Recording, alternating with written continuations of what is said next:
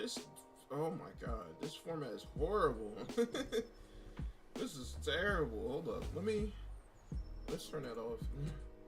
John is horrible.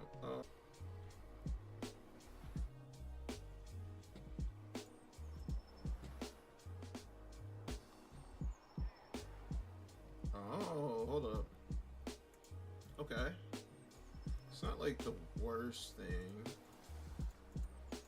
Alright, it does look pretty terrible, but that's not, there we go. Perfect. That's what I'm looking for. Perfect. That's what I'm looking for. Perfect. That's what I'm looking for. Awesome. Alright, and I'm live? Perfect. I'm gonna keep it just like that. Awesome. Okay, I think this looks okay. Let me just straighten it out some. I think that's good. Alright, and then I have the vertical going. Perfect.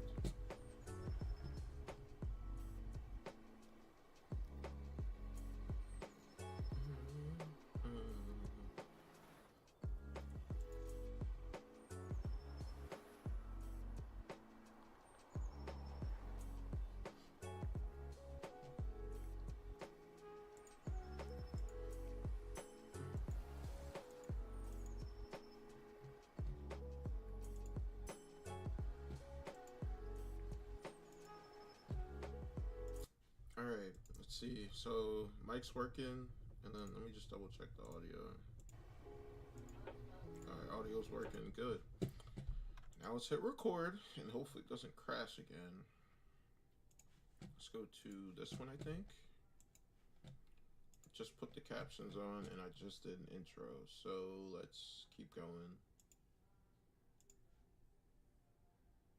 Good, alright. Let's continue. Just had some technical difficulties. Gonna continue. Robbie, my camera is on. What would you like the world to know about you? That I'm a really nice kid with special needs, and it's really difficult for me. I've been called like a fat. I've been called Peter Griffin by a lot of people. That's not right. I've been called like stupid and an a-hole by a lot of people. What would you like to communicate to people who say things like that? I just want to be a friend. Tell me all about your mom. She'd be. Oh, that's so nice of him. I just saw you said she's beautiful. Yeah, that's not right, man. It's not right. Bullying is not right. It's not right. And as you heard, he just wants to be a friend. Yeah, it's just not right. I'm attached to her. Things like that. I just want to be a friend. Tell me all about your mom. She's beautiful. I'm attached to her. I really love her. Aw, thank you, buddy. If you had to describe Robbie to somebody meeting him for the first time, what would you say? I would say that Robbie is a very lovable boy, or young man now. He's got the biggest heart, and he's very funny, and he seeks socialization with people, which isn't always a trait of autistic people. However, sometimes he can get triggered very quickly, so just to be a little bit wary in noticing the trigger signs. Robbie. Yeah, like she said, with autism, going out of your way to be social is an uncommon trait for people with autism. So that is a strength that you would want to capitalize on. But as she also said, he gets triggered easily, and it's good to notice the warning signs beforehand. So, like I said before, kids can be mean a lot of times unintentionally.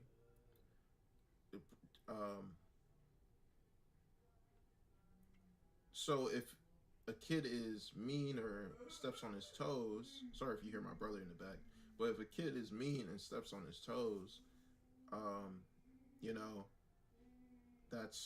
it's just going to cause problems. And it really does suck. Kid wants to be social, but the other kids are being jerks, and that just causes problems. It's terrible, honestly. Is it okay if I ask your mom some questions about your diagnoses? Go ahead. What are all of Robbie's diagnoses? So he has moderate autism. He was diagnosed at a very young age with that.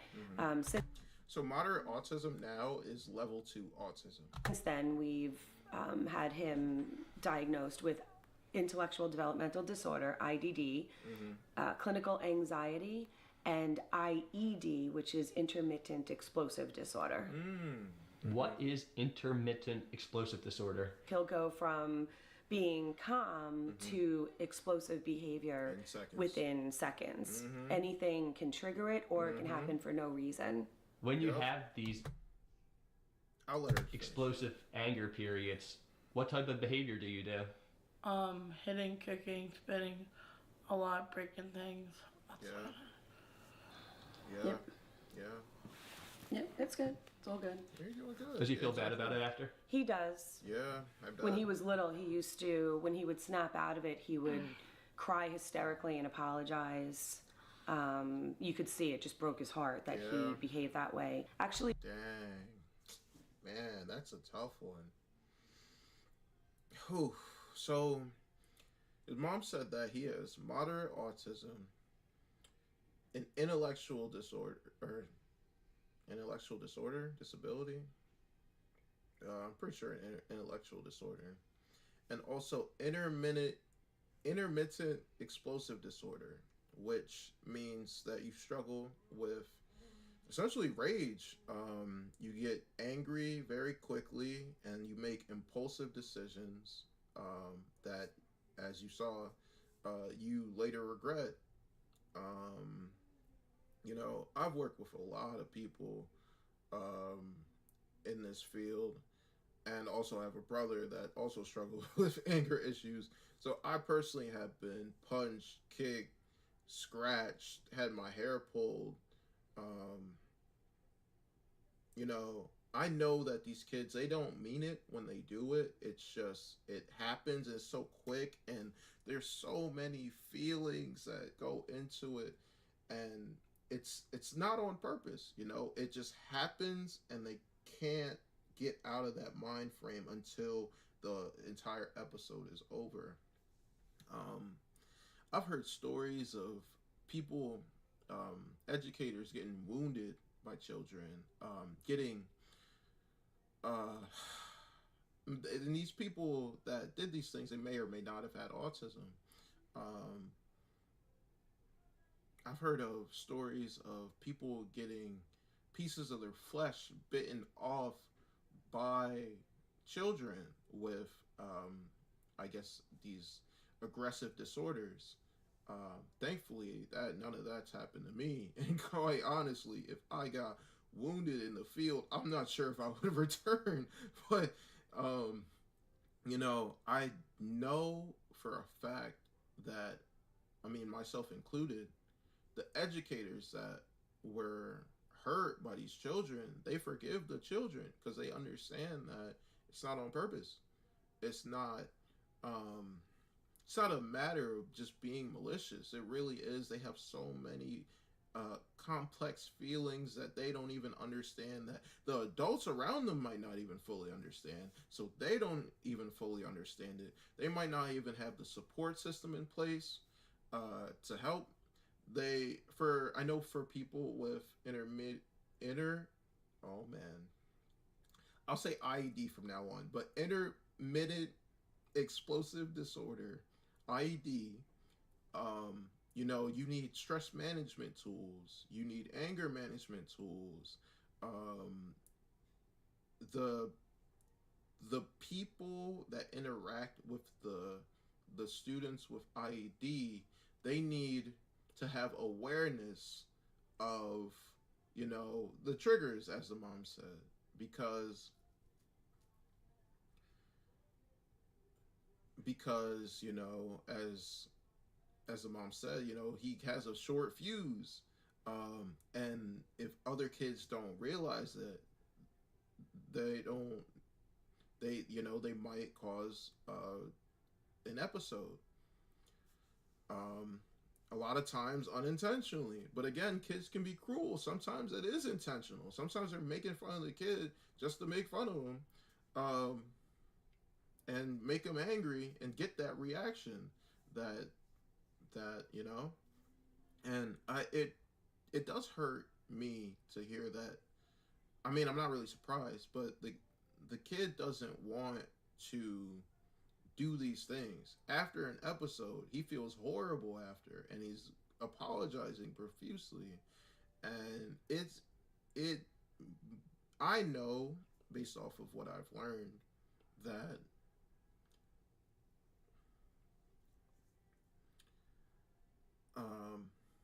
when it comes to impulse control and on top of violence and aggressive behaviors, you know, it's not on purpose. These people don't want to react the way that they react, and they also don't like that it may scare peers, and it affects their ability to socialize. Um, wow, yeah, just so much already into this episode, but no, I mean, I'm sure we're gonna learn more, and let's see what the mom has to say. When he's in his escalations, there's many times where he'll try to snap himself out of it by punching himself in the head first or banging his head on something, which then we have to intervene. Yep. Yeah, that what is it called? Yeah, so those are called self-injurious behaviors. You know, hitting yourself in the head, hitting your head against a wall. I've heard people pinching themselves. You know, I mean, a lot of it really is slapping your face, hitting your head with your hand, or hitting something against your head, like a wall or like just something, you know, anything. These are all self-injurious behaviors. A lot of skin picking, those are also self-injurious. Some people would call nail biting a self-injurious behavior, but it really depends. It depends on how bad they're doing it, right? Like if they're doing it to the point where they're bleeding and stuff, that's clearly self-injurious. But if it's like a little, I guess, nibble, not really. But yeah, self-injurious behaviors are real. My brother, he struggles with that as well. When he gets frustrated, he might hit himself in the head. And when that happens, I tell him, like, hey, well, let's try to have calm hands. You're okay. It's okay. Just try to have calm hands. And what he usually does to be a smart aleck, he goes from like this. I'm like, calm hands. And he goes like this. Oh, he's so funny. I'm like, all right, that's better. Thank you. Thank you for having calm hands. Let's be nice to ourselves, please. And he goes out of spite. He's so funny. I swear. All right, let's go back to the beginning. There's many times where he'll try to snap himself out of it by punching himself in the head first or banging his head on something, which then we have to intervene. Mm-hmm. He still occasionally bites himself. He scratches a lot. He'll scratch himself, or he'll just go like this on his chest and have like blood dots. But it's really the first thing now is he'll just punch himself in the head to try. That is common. I've heard that from many people aside from my brother. Like, that is very common for people with autism to try and self-regulate.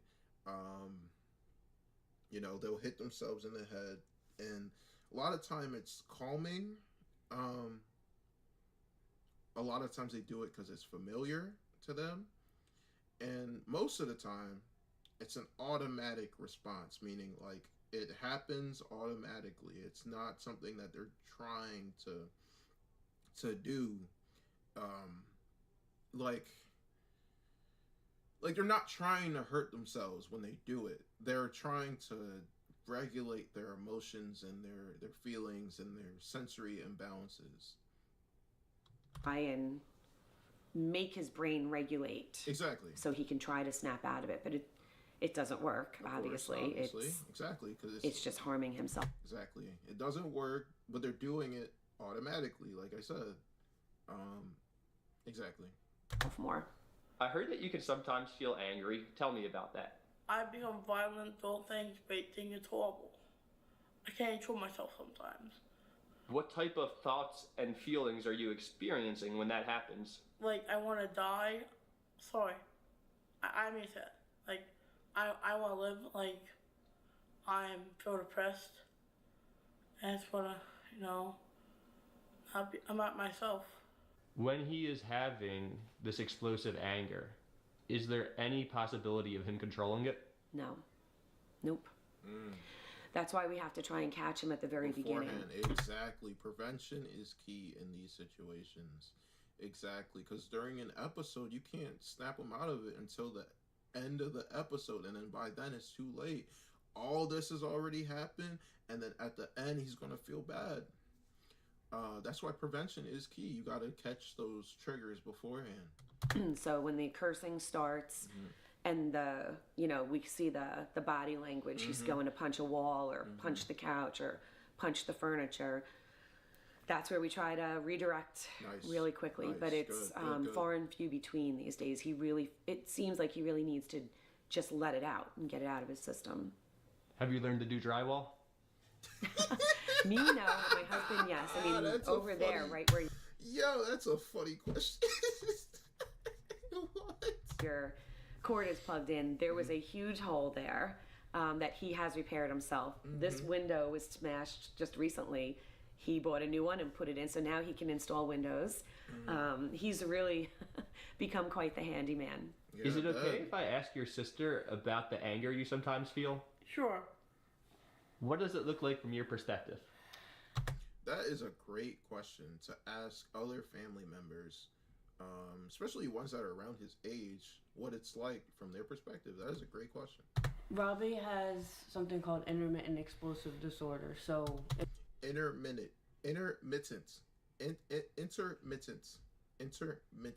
I have to practice that word. I keep stumbling on. Intermittent explosive disorder. Intermittent explosive disorder, or IED, which I was taught about IED back in school.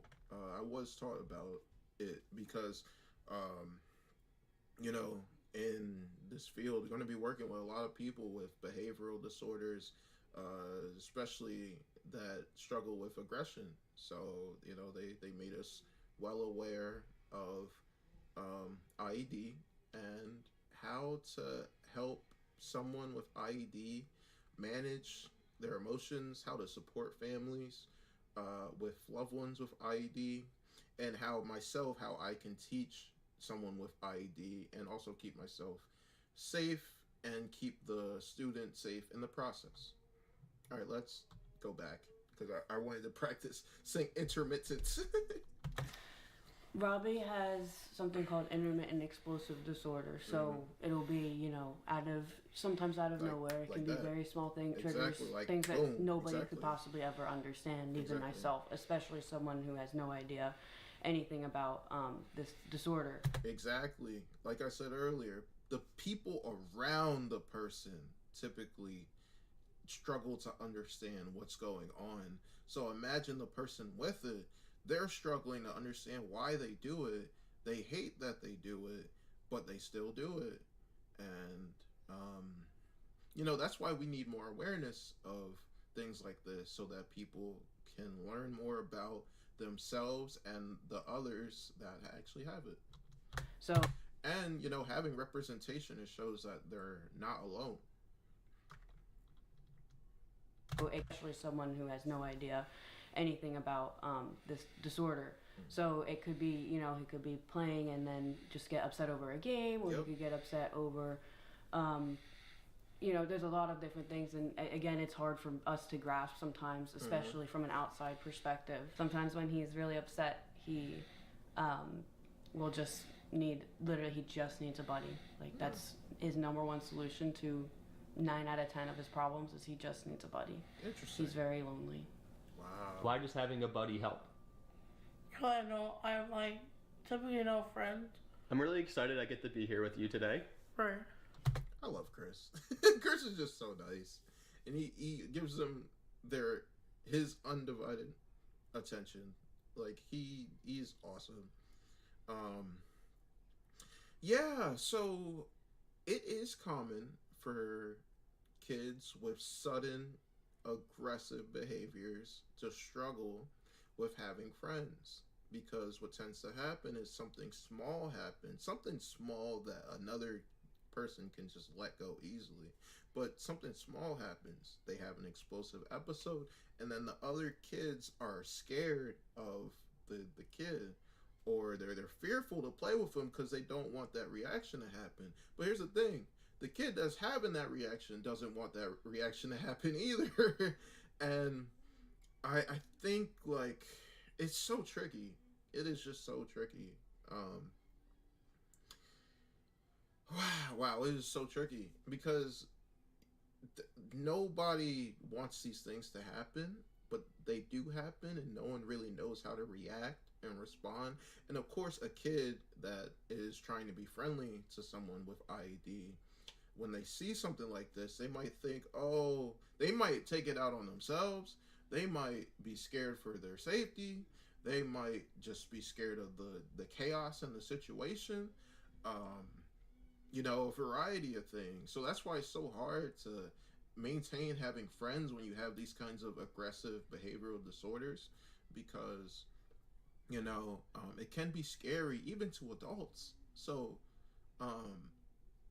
especially if you don't know what IED is, like most people, and especially when you're a person that has IED and you're growing up and you're, teenagers, they have all of these emotions, all of these things that they're learning, their brains are still developing, right?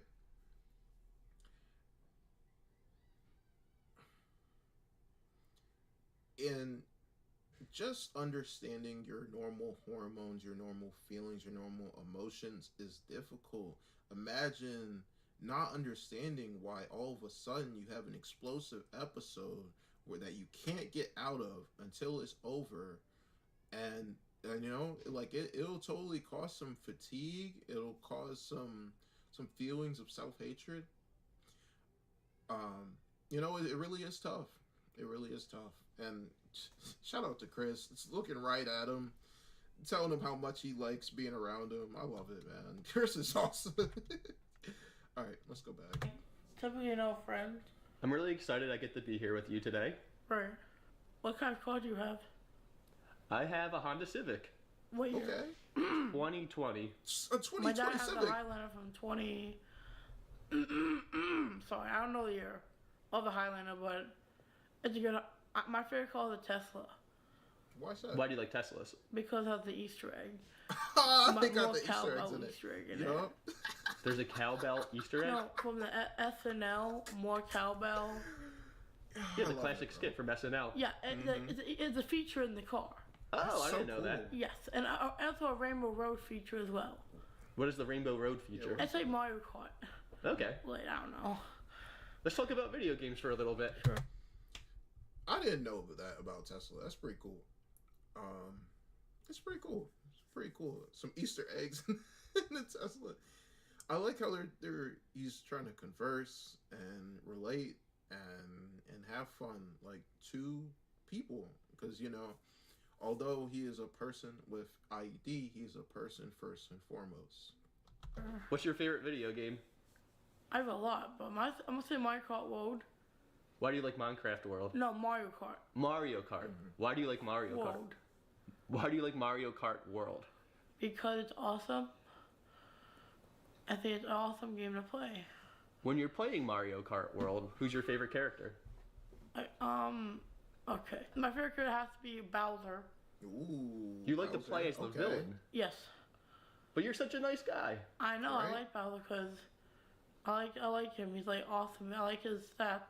Does his anger ever turn physically aggressive to his loved ones? Yes. Definitely. What is that like? It's it's not on purpose, So, I mean, I wouldn't say definitely, because, there could be cases where people don't attack loved ones, but the thing is, like, if he's doing it automatically, impulsively, without, like, it's not on purpose, odds are a loved one getting into the scenario trying to help them, they might get hurt. That's what happened to me.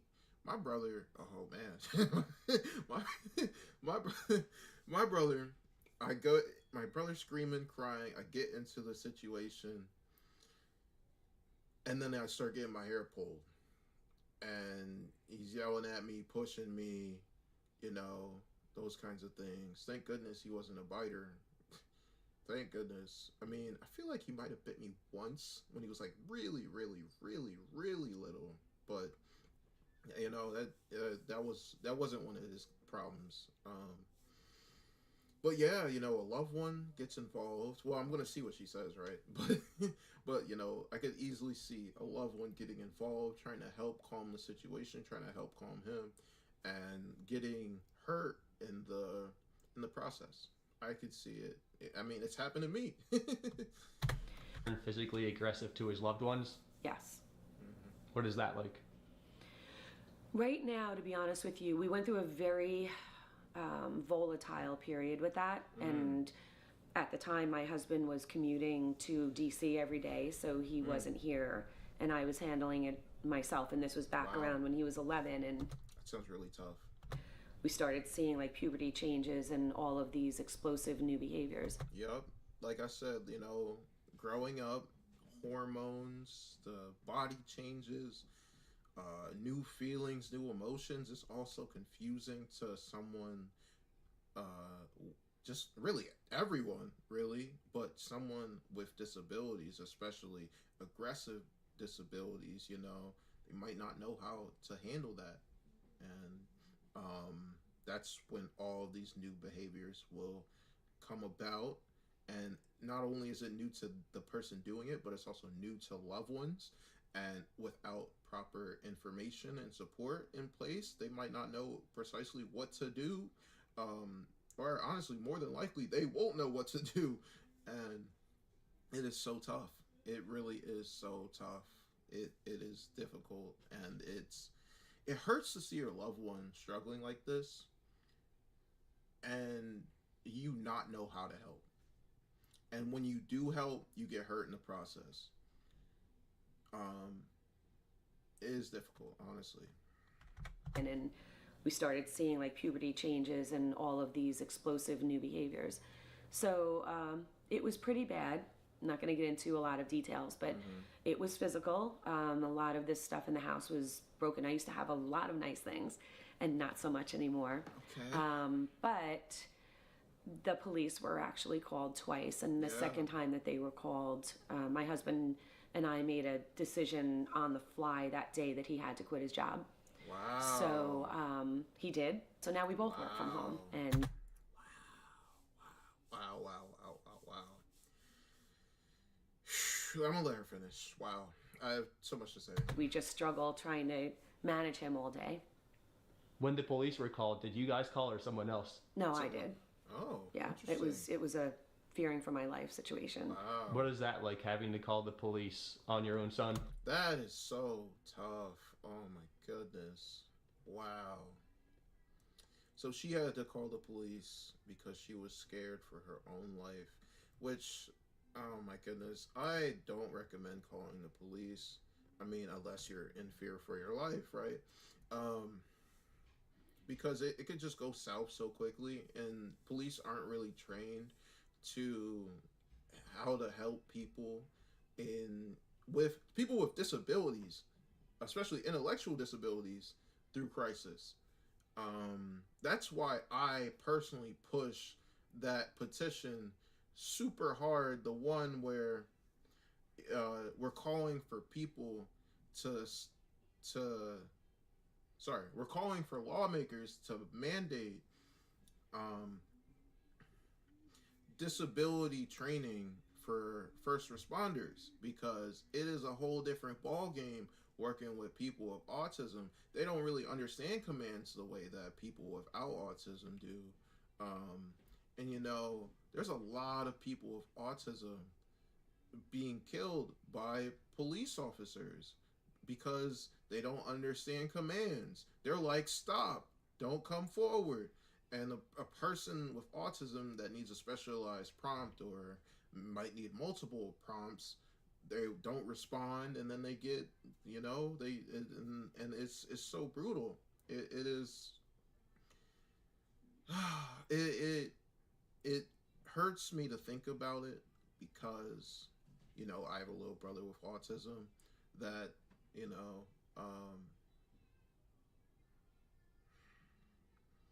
that's, your worst nightmare kind of situation. Police misunderstanding that my brother is harmless, although he might show some signs of aggression when he's really frustrated or really overwhelmed. And mistaking that for just crazy intentions. Yeah, that is just such a difficult topic. That's why I went so hard on that petition and really tried to call everybody to sign it, because first responders need to be able to react justly in these kinds of situations, and there's no telling when the types of trainings that would prevent those kinds of situations is not mandated. Most people don't get trained in how to interact with people with autism and other disabilities. And that's how lawsuits come about, because not inappropriate. What's the word I'm thinking of? It's on the tip of my tongue. Let me try to rephrase it. All right, so that's how lawsuits happen, because police officers, they will mishandle people, especially people with physical disabilities. They'll mishandle them, and then they get injured in the process, and then that's how lawsuits come about. Or they'll use excessive force in situations that clearly excessive force wasn't needed.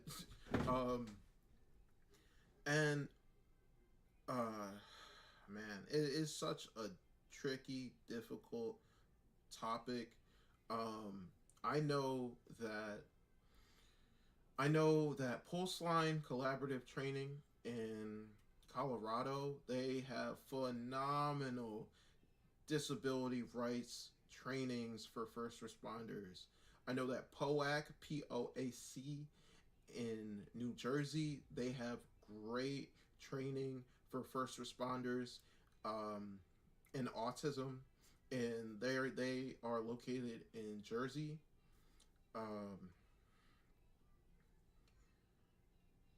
There are many training companies out there, but it's not mandated, so police don't have to do it. And as a result, we see a lot of situations of excessive force with people with autism and other disabilities. And it's so unnecessary. If they just mandated the training, like, so much would improve. So many interactions would improve. There would be less uses of deadly force.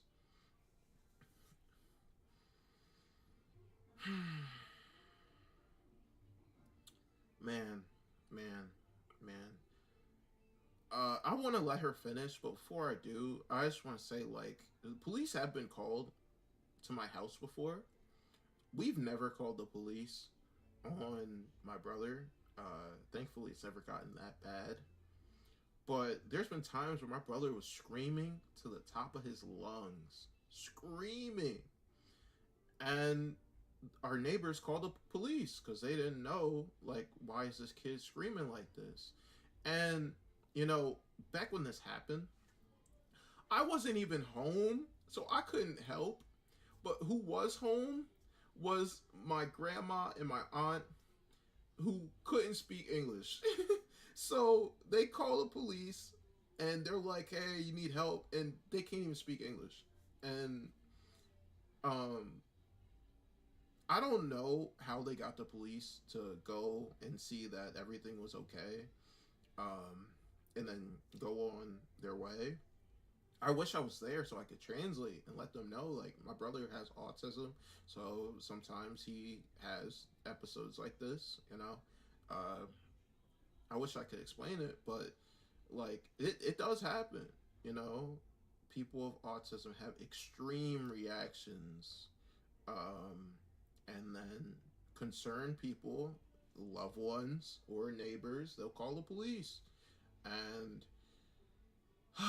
you know, it's such a scary situation, and these things are so out of your control. Like, your loved one is having an episode, and that's out of your control, right? Or your loved one's having an episode and the neighbors call the police. That's also out of your control. So it is a very difficult situation when it comes to the police interacting with your loved one. You know, you call the police because you want to feel safe and you want to de-escalate a situation. But a lot of times these police officers, they escalate situations and they don't know how to de-escalate situations that involve people with disabilities, especially autism or intellectual disabilities. That's all I have. Let me go back. All right, so she said when the police were all right. Also, she said that her husband had to quit her job and work from home to have that extra support. Good on him for doing that, and because the mom clearly needed the support, you know. She clearly needed the help. Yeah, all it took was, well, let me not say all it took. I was gonna say this one incident, but it was multiple incidents, right? But this specific incident, that's what it took for him to quit his job and essentially work from home, which is a good call. You know, if your child needs the help and your wife needs the help, right? Gotta figure out how to essentially work from home so you can help, so you can be there to help your loved one. And that is common with a lot of parents. A lot of parents realize that their son or daughter needs help, so they start working from home so that they're able to be there when their loved one needs help. I've heard that so many times. I've heard of a lot of situations like that, honestly, where you know, they have a loved one or a son, daughter with disabilities, and they need extra support, so they start working from home. I'm pretty sure I just said that. I'm almost 100% sure I literally just said those exact words already. And I feel like I'm rambling, so I'm going to keep going. All right. Work from home, and we just struggle trying to manage him all day. When the police were called, did you guys call or someone else? No, I did. Yeah, it was a fearing for my life situation. What is that like, having to call the police on your own son? It was traumatizing. Yeah. The experience itself, I believe, has left me with PTSD.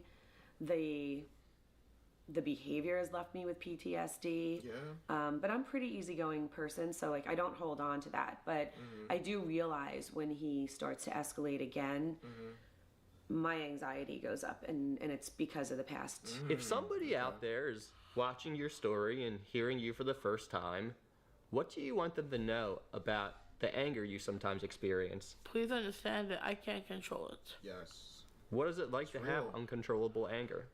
Horrible. I feel like I'm like one of the characters Happy Tree Friends, Flippy, because he has PTSD disorder. Bro, you should not be watching Happy Tree Friends. Oh my god. Yo, this is bringing me back to when I was a little kid. I stumbled upon Happy Tree Friends and then showed my cousins, and we were all traumatized for that damn show. Oh my god. Alright, so... Oh my gosh. I don't even know where to begin on this one.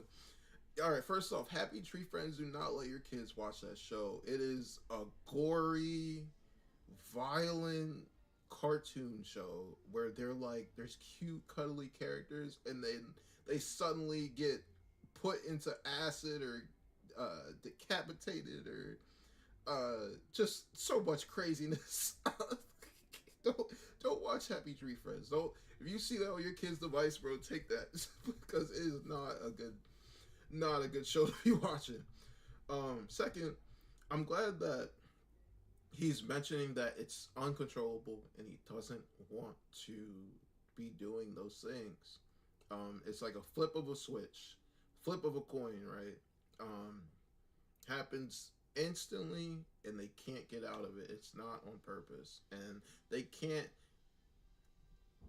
predict or control how much it escalates. And I'm glad that that's what he said, because that is real with people with IED. All right, I'm gonna go back to Happy Tree Friends. Caught me off guard. Oh. I feel like I'm like one of the characters of Happy Tree Friends, Flippy, because he has PTSD disorder. I'm sorry, I didn't understand what you said. Could you repeat it a bit slower? Sure. I feel like a character from Happy Tree Friends, Flippy, he has PTSD, he has anger issues too. I feel like him on steroids, so. Wow. Do you relate a lot to cartoons and Yes. media that you watch? Iron Giant. Oh. Nice. Do you feel like Iron Giant? I feel like the Hulk. A lot. I felt Hulk. Bruce Banner. Yeah. So sometimes when you're angry, it feels like you're hulking out? Yes. Yeah. Once that switch is flipped, can you control it at all? No, I can't. No, I can't. No. No, I can't. Tell me about his genetic condition. About 7 or 8 years ago, we had a microarray DNA test done and found out that he has, the cause of his autism is a little unique. He has a duplicate marker on chromosome 14 in the section 11.2. Okay. And at the time, there was only one other person known medically in the United States that had it. That was also a male, what we were told. And the male was about, I think, a year or two younger than Robbie. However, they both had very similar behaviors. That particular individual also had very explosive behaviors. So, as far as it shows now, it seems to be connected to that type of autism. Interesting. There's one major difference between a talk that gets 4,000 views versus a talk that gets 4 million views. And it's not. Tell me That is very interesting. I know, well, for the longest time, they didn't know what specifically caused autism, but they actually do know now that it is a genetic disorder. Based off of most recent research, and that came out, I think, sometime last year. It's actually very recent.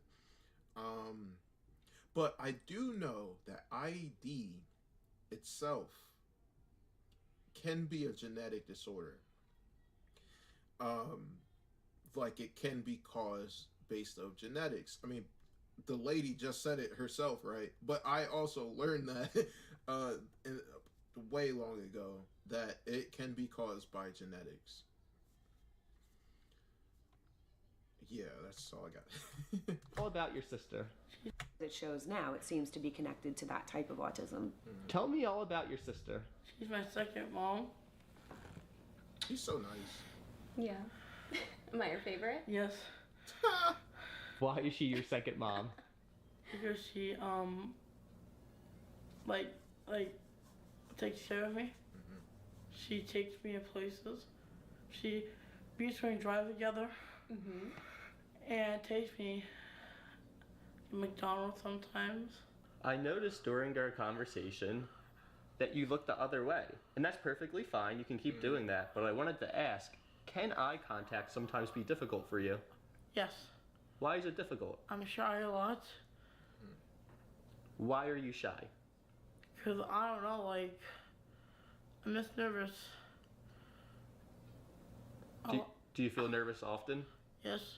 What's something a person can do to make you feel more comfortable? Like, give me a hug. Do you want a hug? Yeah, man. Nice to meet you. Thank you. Do you feel better? Yeah, I feel good. Thank you. You're welcome. And I noticed that your hands were shaking a little bit. That's how like nervousness, and because you're new to me, I know I met you actually on YouTube, and I met you before, Chris. You did meet me on YouTube, but not in real life. Yes. But I wanted to say, it was almost like you were trying to stop them from shaking. Yes. Do you feel like you need to mask that and hide your hand flapping? Yes. That is a great question and a great observation on Chris's part. Honestly, I did not realize that bringing that together is a type of masking. Interesting. Wow. Why do you not want other people to see that? Because I feel like I might be called, like, might be bullied online. Oh, Alora, you just saw Not gonna me get and bullied, Robbie bro. were having a conversation before I turned the camera on. And Robbie, I loved how animated you were. You were very excited. But as soon as I turned the camera on, you calmed yourself down and then you stopped flapping. Yeah. And you mentioned to me before, that's because you don't want other people to see you as weird. Yes. Tell me about Robbie's personality on a typical day. So on a typical day, I would say Robbie is very outgoing. He's typically very outgoing and he's very sociable. that's awesome.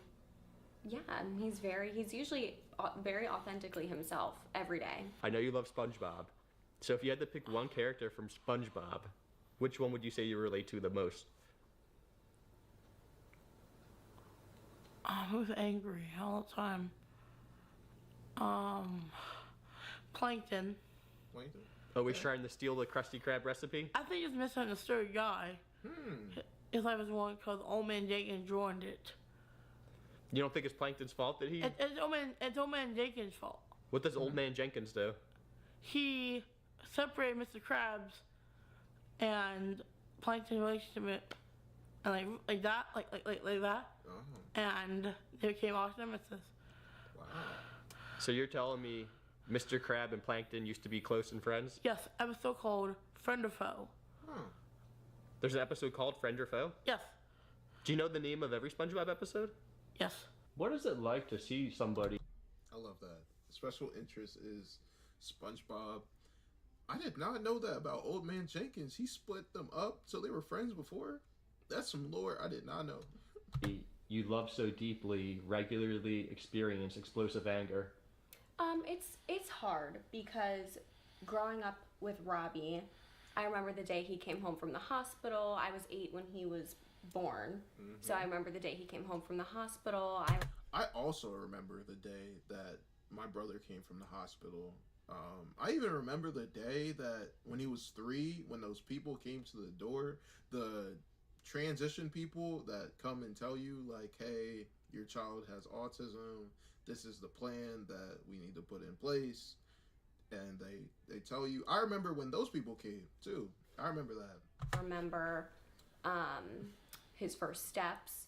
So like he said, it's kind of like I'm a second mom to him at times, and to see him struggle with his emotions and like regulating his anger, it's very difficult because I know, you know, that little kid and that sweet, you know, my sweet Robbie, it's hard to see him, you know, struggle with his anger and his emotions. How often does he have his anger outburst, and how long do they typically last? They're daily, and they're Daily, multiple wow. times throughout the day, so it's Oh, exhausting. wow. And That sounds you know, they exhausting. could be anywhere. On a good day, maybe 2. On a bad day, it could be 6, 7. And they can last anywhere from like 20 minutes if it's not that big. Like if we were able to redirect a little bit in the beginning of it, and he still had to get some of it out, but he didn't go the full blast. But they've gone upwards of 2 hours, and that's physical attacking for 2 hours. Wow. Physical prevention of trying to deflect property damage. Wow. That sounds so exhausting. Wow. Oof. That sounds very...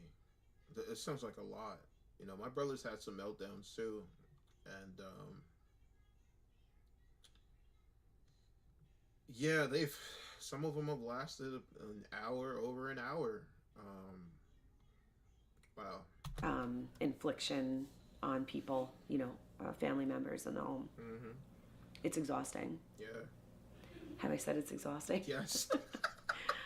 I feel like I need a vitamin B shot or something to just kind of That's funny. get my energy back at my age to be dealing with this on a daily basis. Do you ever have time to refocus and recalibrate? No. No, we're at a point where we don't really have much. Our life, my husband's and my life, is really just Robbie and our other kids. But Yeah. I feel bad over the years because sometimes when they've needed us, we were busy dealing with an escalation. Yeah. Um, That does happen. That does happen. You gotta put more focus on this. You have multiple kids, right? You have to put more focus on the kid that is actively in a situation where they're hurting themselves and others, and that causes you to spend less time with the other children. That does happen, and I hope this woman can forgive herself for those things, because that's just life, that is just life. There are many times when I was a kid where I felt like my parents were spending more time on my brother than me, but looking back, he needed more attention and more support. He really did. But when you're a kid, you don't really understand those kinds of things. Yeah, this is a tough one. I really do relate to this family. Yeah, this is a tough watch. and most of them understand that most Exactly. of the time. Most There's of the time, times exactly. where, they get a little jealous or whatever and they need us and we just can't be there. Yeah. But we are there every time we can. When you have friends over, do you tell them about your brother beforehand?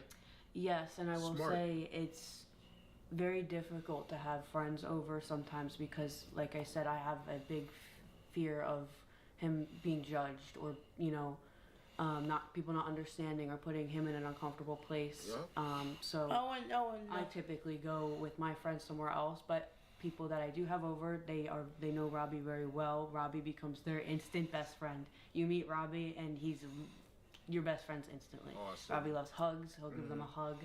He'll talk to them about everything from Halloween to I love it. 1920s I love movies, it. I love it. classic toys. My boyfriend, yeah, he talks about all those things. Yes. Yeah. Robbie, have you experienced Man, I love it. I love it. Robbie seems like such a cool dude. He seems like he knows a lot about a lot and can talk about really anything. I love that about him. Love that for him and his family. And it is difficult. Being a sibling, I could talk about a lot about this, but being nervous that people will misunderstand your brother, being scared to introduce people to your brother, being scared to bring people into the house, so you go hang out elsewhere. My brother does a lot of loud stimming noises. A lot of, it's stimming. It's stimming. I'll leave it at that. I was gonna go into a tangent. It's just stimming. And he'll be so loud to the point where there's times where I have to mute my mic where I'm playing video games because he's in the background going yee, and I'm muting my mic, and people are like, "Bro, why you keep muting your mic?" Or they're like, "Bro, what is that noise in the background?" And I just feel some type of way, like I feel different. I feel like they're judging me. They're judging my brother. There's been times where I've invited friends that I actually know in real life to my house. My brother. Oh, okay. I just got a text. And my brother, how do I say this without like ruining his dignity? I won't go into too much detail, but my brother is doing something out of the ordinary. And he's getting weird looks from the people I bring in. I'm like, "Oh no, that's normal. He does that sometimes." And you're like, "He does that sometimes?" Like, it's difficult. Especially when you're a kid trying to explain to other kids why this is normal. It is difficult. And also, I love the fact that she said that he's very sociable, loves hugs, and loves making friends. And as soon as you meet him, you'll be his best friend because he really does love that social interaction. My brother personally, I mean, he does not. He loves hugs. He loves social interaction, but he likes doing it his own way. Sometimes he'll tell you go when he wants to be by himself. But oftentimes, like, if there's a group of people, he loves to just sit down, do his own thing, and just be a part of the group in his own way.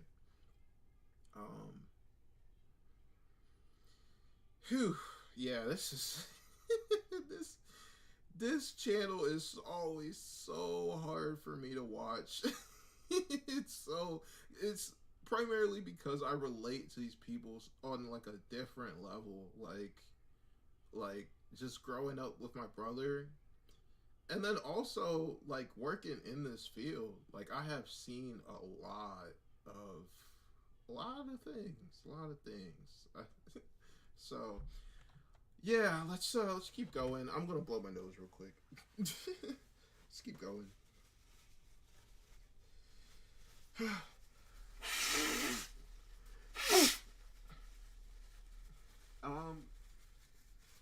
I'm just gonna take a quick pause, see if I got any new comments. Of course, I got spam in that one. Okay, and nothing in that one. Perfect. Awesome. Just checking the comments. Make sure I'm still recording. Good. Awesome. Just making sure everything's still good. All right, let's keep going. And I'm glad that she has a partner that, you know, likes to interact with him and accepts him as he is. That is awesome. And understands him, or at least tries to understand him. And that is awesome. Movies, classic toys. My boyfriend, yeah, he talks about all those things. Yes. Yeah. Robbie, have you experienced anger since I've been here, or do you feel okay right now? I feel okay, actually. Why do you feel okay? Good question. I feel mellow. What is it like after one of Robbie's anger outbursts? How quickly can you go back to being the loving mother that you are to him? Whoa. What's that? I just built a budgeting app in Base 44. Guys, Nina just built an app. That's an interesting question. I wasn't really expecting that, honestly. But let's go back because there was a random ad that popped up. Why do you feel okay? Because I feel mellow. What is it like after one of Robbie's anger outbursts? How quickly can you go back to being the loving mother that you are to him? It does take a little bit of processing for me. When he was younger and the behaviors weren't as extreme, I could keep the mindset that this is his autism. It's not a reflection on me. It's not what he thinks about me. But back then, he wasn't calling me every name he could think of. Now, I kind of roll that off because it's been years now, you know, a good number of 4 or 5 years that, you know, I'm being called every name you could think of from your son. It was tough to process. I cried a lot. It was very hurtful, but now I understand. I mean, I understood then too. So I try to just hold on to that I know it's his autism, but as an adult, having an adult child treat me like that, I just have to, I understand it's his autism, but I have to process it. So after we work through it and I give him the hug he needs or whatever, I'm like, all right, I need my time now. Yeah, to decompress. To listen to my like meditative music to kind of calm me down and work through it. Sometimes I'm in my office crying. Sometimes I have to walk outside and just compose myself. And sometimes when it's really bad, I just tell him, you need to leave me alone. Leave me alone for a while until I'm past that point. That is so real. Wow. yeah, I'm glad she has those outlets to decompress. Um, I'm glad she cries, and gets that out, get that hurt out, because this is some hard stuff. Um, these are some painful experiences. Um, as she said, the family dynamic, right? Her adult son is adult. I thought he was a teenager. I'm confused. But her son is calling her all these names that he doesn't mean, and it's a part of the episode, it's a part of his disability, but at some point it does become hurtful. And even though you can logically think, oh, he doesn't mean it, it's not on purpose, like at some point it does hurt. That's happened to me before in the field. I've had kids that straight up call me the worst things and essentially tell me that I need to end myself essentially. And I just feel it in my chest. I'm like, ow. But then I remember he doesn't mean it. He doesn't mean it. He's just, this is just an episode for him. He doesn't mean it. And my brother, he is nonverbal, but I'm sure if he was verbal, he would struggle with these kind of issues too. Yeah, it is difficult, especially being the loved one. Like teachers are one thing because you have the student for 8 hours a day, but at home, this is every day. This is every morning, after school, and during the weekends. You're struggling with these kinds of things. And also, these parents are not trained professionals. They don't have the training that I have to handle these kinds of situations. Now, granted, you can teach a loved one how to redirect, how to de-escalate, but they're not professionals. They're likely not going to do it the best. And they do need that extra support at home. And, man, this is such a difficult topic. But I'm glad that this channel exists. I really am. I'm glad that they spread all this awareness of these different things, because not only does the loved one with disabilities be able to relate to other people with the same disabilities, parents can see that they're not alone in their experiences. And it really does create like a social network where people with disabilities and their loved ones can feel supported and learn and meet other people like them. Because just watching this, I relate to this family so hard. I really do. And the past videos I watched as well, I also relate to those videos as well. So, it just feels, it's hard to watch these videos because it honestly just brings me back to times that were more difficult when I was working with my brother or in the field, and things were just difficult. Honestly, being in the field isn't anywhere near as bad as a lot of experiences with my brother, because it's my brother, it's my loved one. And also, before I was trained, I didn't know anything about people with disabilities. So here I am, my brother, my loved one. I want to help them, but I don't know anything about people with disabilities. Whew, it is so tough. It is so tough. Oh man, so tough. What is it like when he has the anger in public? So when he was younger, it was more. I think it's really interesting that they're talking about all these things in front of him. I think it's good to be able to talk, especially with his consent, right? If he says like it's okay to talk about his diagnosis and issues, right?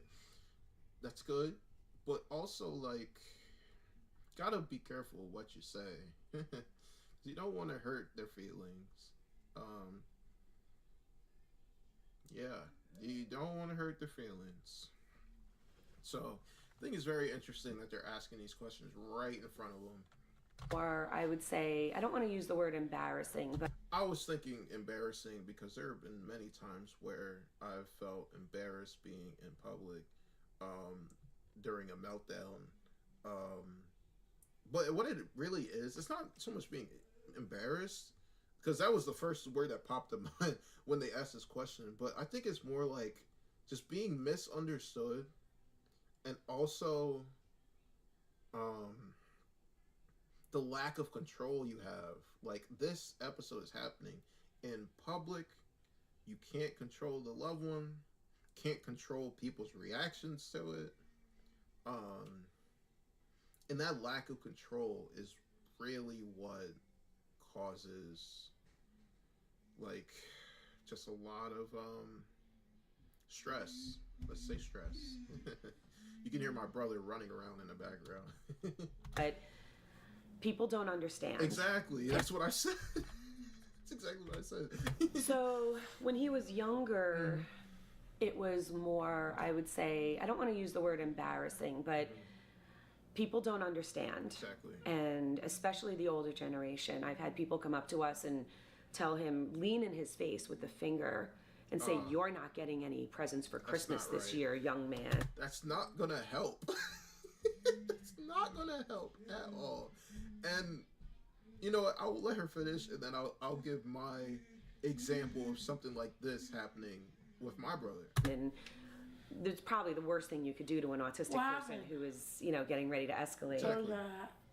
That was at Kohl's a long time ago. We were with one of your therapists too, and he was just he was dysregulated because of the energy in the store, and it was around Christmas time. Yeah. But now it's very scary because he is over 16. How old are you, Robbie? 18. Oh, What is it like to be 18 years old? It's good, but you know, I can vote now. I can blow lottos. You know, awesome. Play lottos? What was the second thing that you said? You said you can vote, then you said one other thing. Play lottos. The lottery. I love it. Do you win any money? Yes. Hey, Congratulations. Let's go. So you're 18 years old now. Yes. Is being an adult what you thought it would be? No. How is it different? Because I don't know. It's like, I'm gonna let him finish. Well,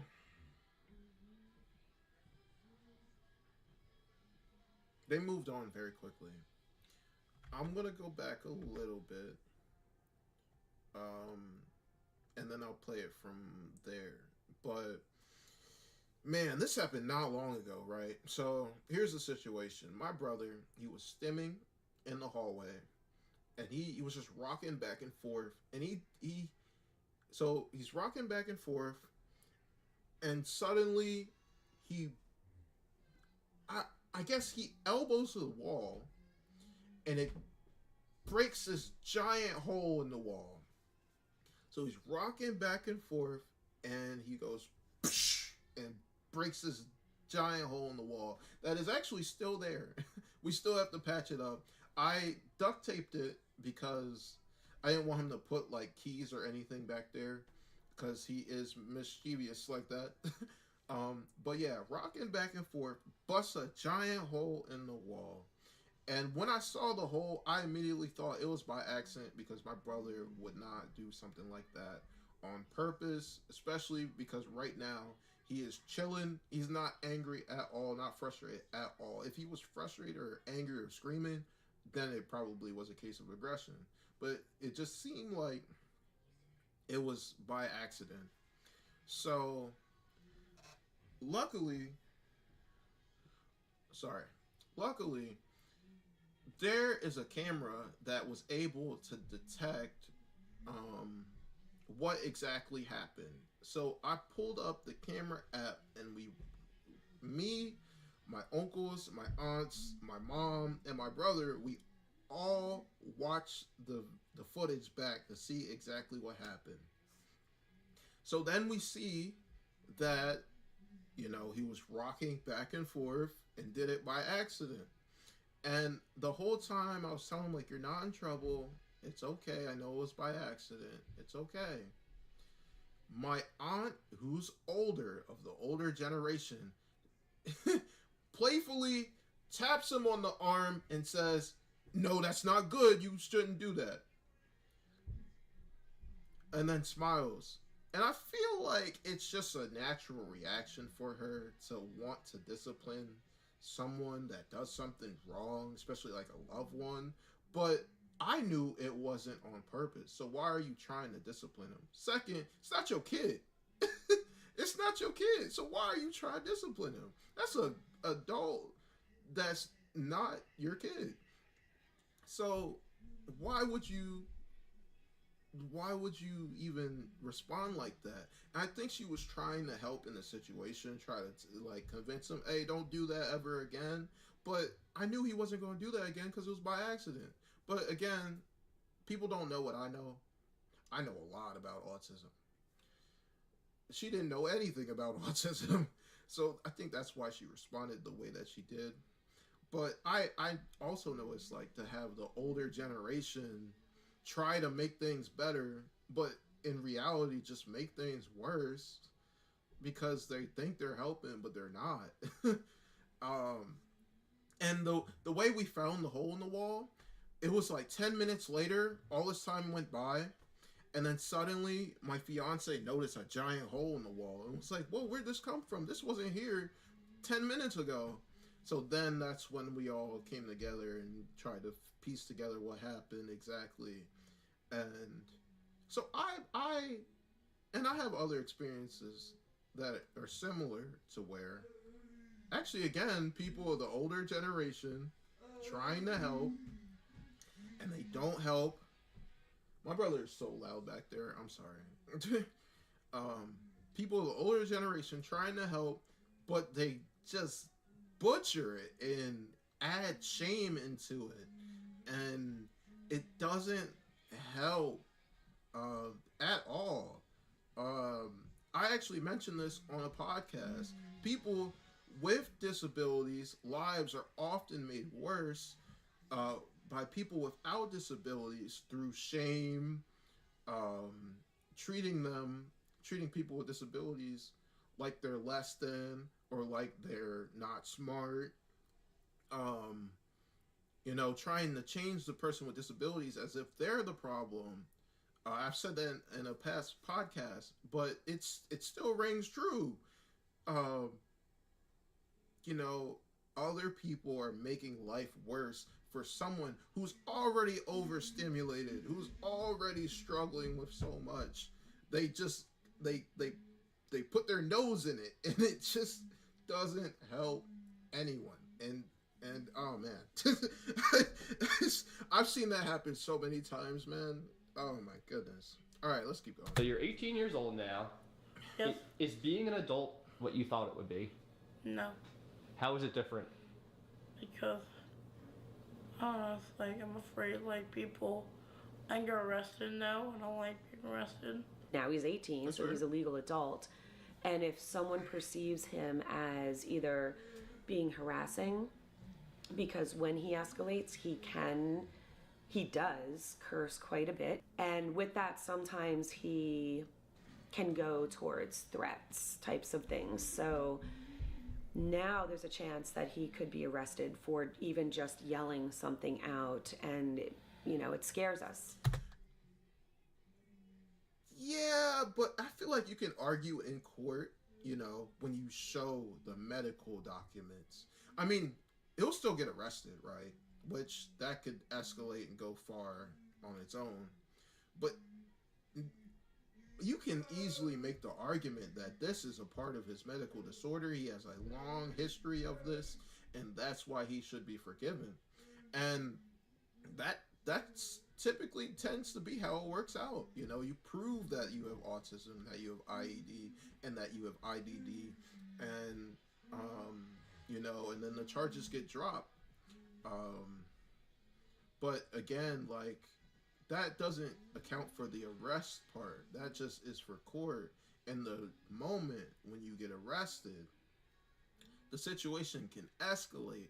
If the police don't understand that the person has autism, IDD, IED, and doesn't understand how to navigate that and be supportive, you know, they might use excessive force.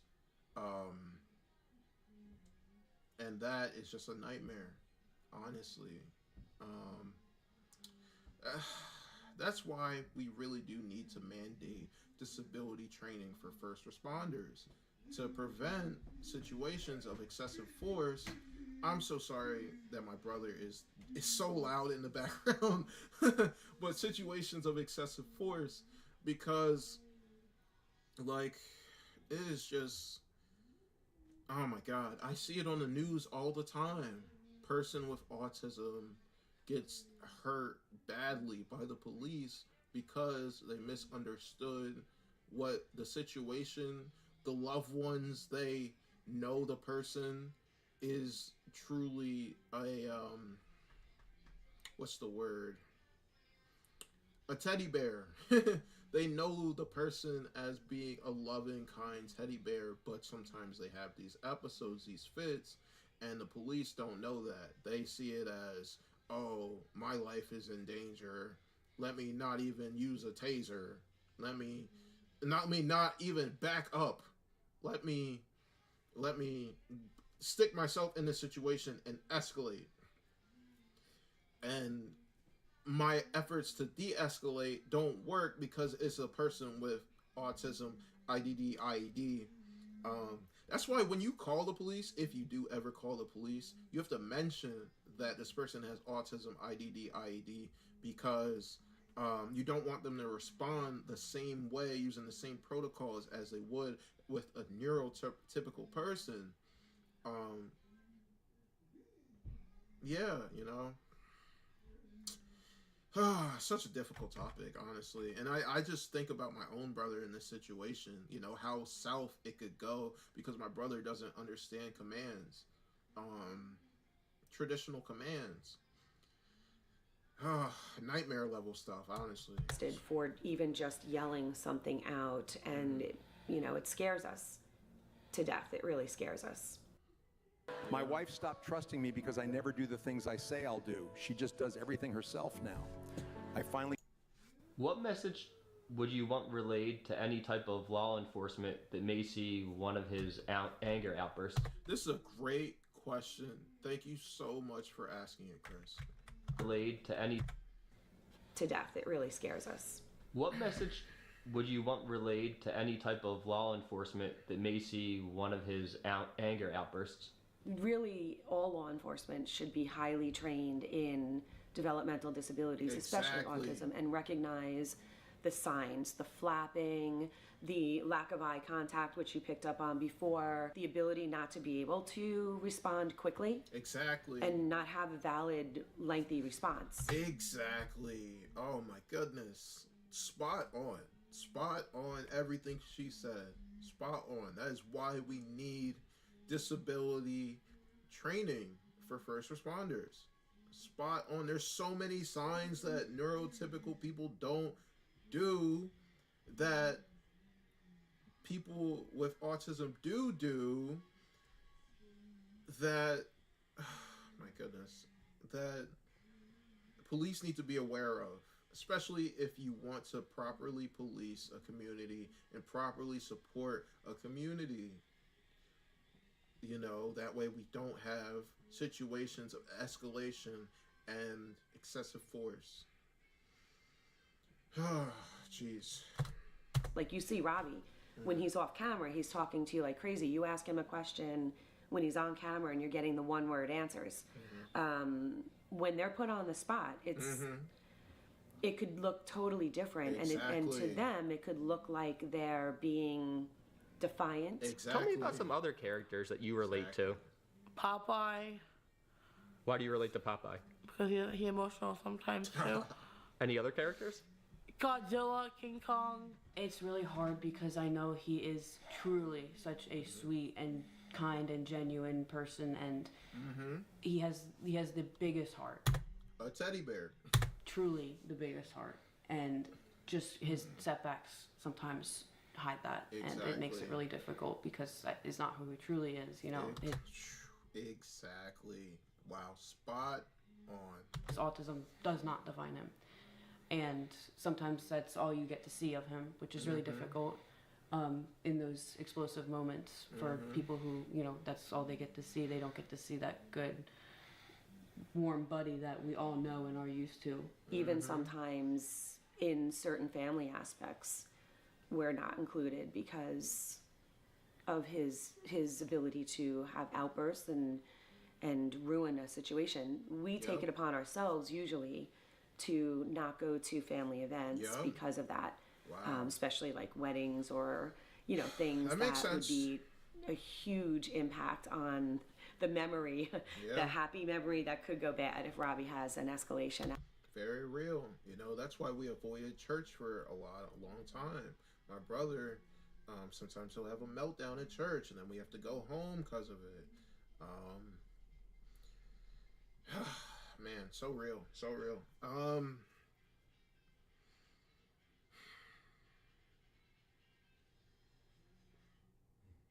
Yeah, that is very real.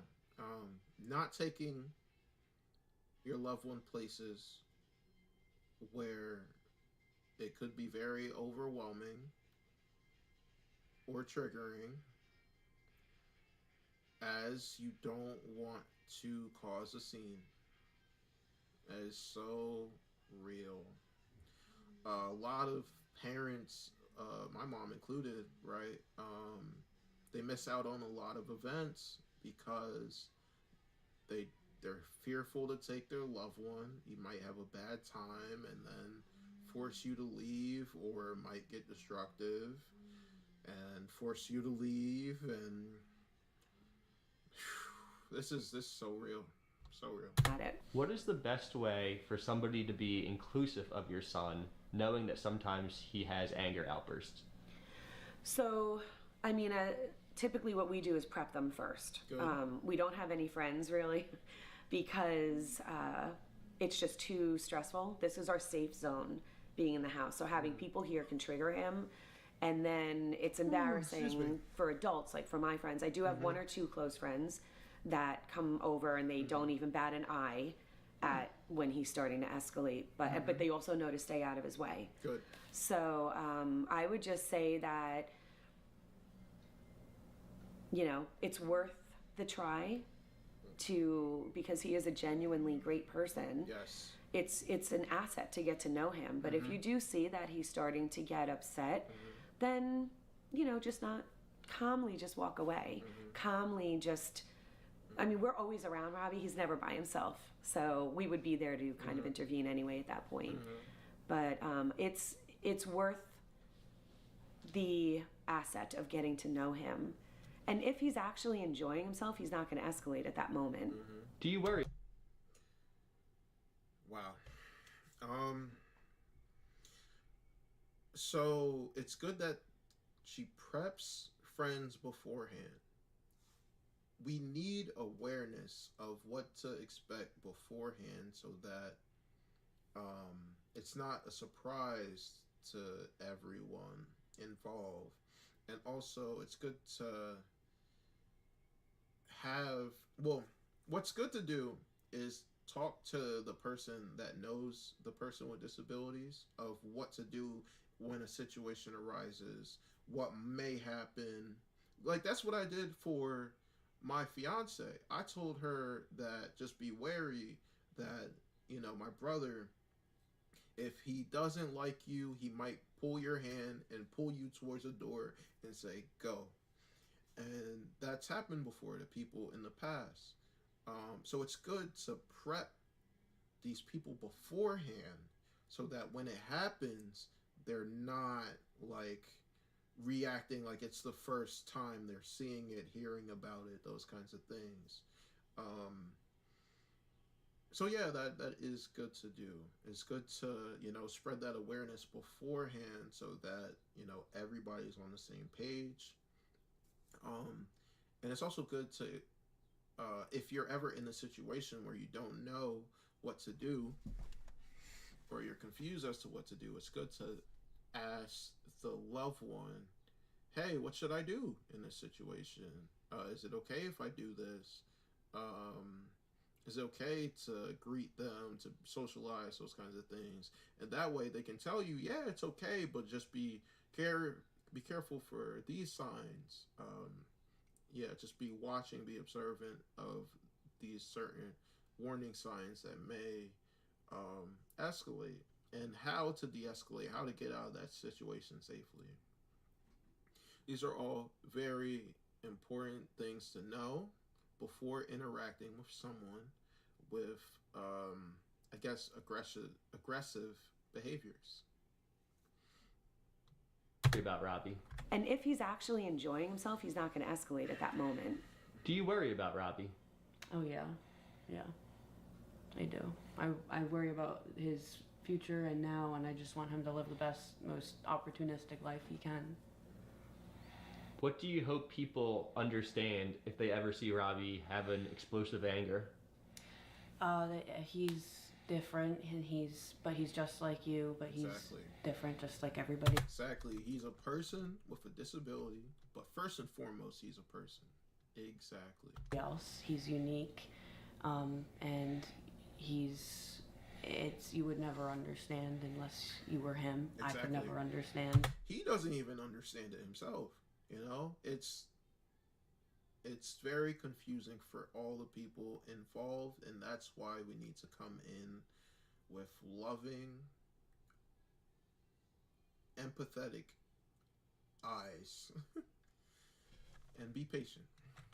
So that's something I try to remind myself, even as one of his closest people in his life. You know, even I can never fully grasp it. So Exactly. there's, no judgment in that. Exactly. Even when you're feeling angry, do you still love your family? Yes. What is it like to be angry but love the people around you? Sounds I don't hard. know. If you could record a message for... Yeah, it does sound very difficult, very complex. As he said before, he's hurting himself and his family, and he isn't trying to. He doesn't want to be doing these things. I'm not surprised he said, I don't know, because that is a very complex question. That is a very complex question, honestly. I don't know. If you could record a message for Robbie that he could replay whenever he feels anxious or angry, what would you say? I would say, buddy, you know how much we love you. Mm-hmm. And as Grammy would say, my famous words, this too shall pass. And just try to use your coping skills. We're here for you. We have our hugs. It doesn't have to go to the full explosion if you can try to contain it now and use a coping skill. But we love you very much no matter what. That's always been our coin phrase. No matter what is the very important words. We love you no matter what. Robbie, one of his good qualities is that he sees the good in everybody. He can be very positive when he wants to be.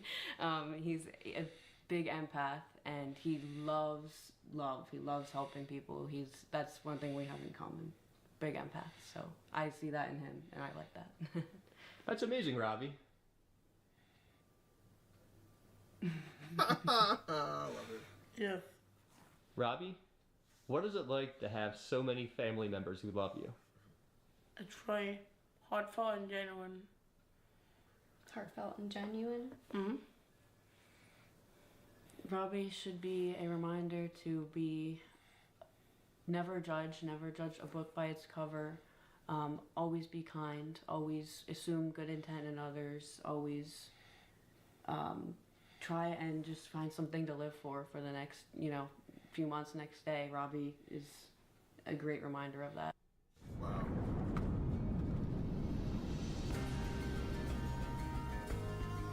Discover a better kind of backyard water experience.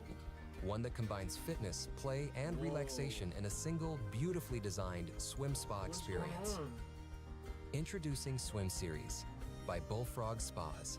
Bro, my A smarter computer is alternative frozen. to a traditional... Oh, here we go. My computer froze. Stop. Oh. Nah, we're saving this for another day. As much as I would love to watch this video, with Arissa and Darius. We're gonna save that for another day. And just for this specific episode, I brought my mini Darius. But hold up. Robbie, my camera. But hold up. All right. This was an awesome episode. I'm glad that I watched it. I relate to the family so hard. And, you know, as the sister said, don't judge a book by its cover. You know, seems like Robbie is a very kind, sociable, essentially teddy bear. You know, it seems like he loves hugs. He loves being kind, friendly, and making friends.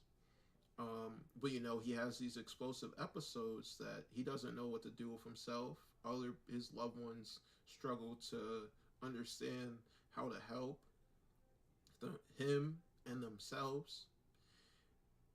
And you know, that is very difficult, but I'm glad that they still love him and still sees the good in him despite having those issues. I think this was a great episode. I'm glad that I watched it. If you enjoyed this episode, please drop a like, subscribe, follow, however, whatever works. Yeah. Thanks for watching, and wow, that was an awesome episode. I'm glad I watched that whole thing. Thanks. Peace. Camera is on. All right, let's. Dang, I was recording a long time.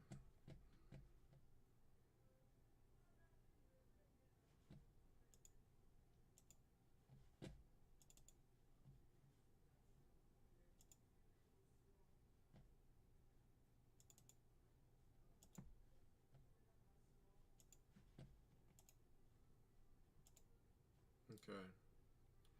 I'm going to take a break. I'm going to play some chess. Yeah, I'm going to play some chess for a little bit, and then I think I will watch probably like 2 more of these videos, and yeah, we'll do that. So let me put some music on.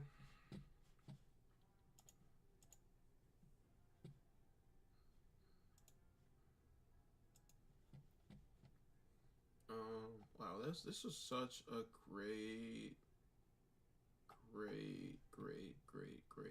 video. I'm so glad that I watched it. The next videos I'm gonna watch are Conjoined Twins and Reggie's story, and I think I'll save for Thursday's stream. Or is it Monday? No, for Wednesday's stream, I'm gonna watch the Darius Arissa video, and it's gonna be legendary because Darius is the GOAT. All right. Yeah. So this is 10 minutes. This is 12 minutes. That's fine. Okay. Let me see. Let me put the music back on.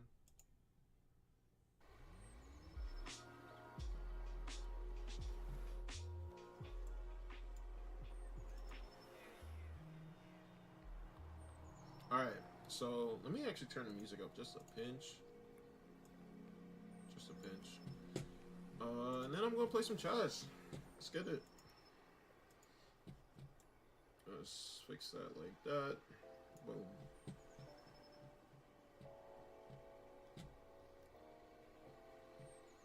Can I cut this off?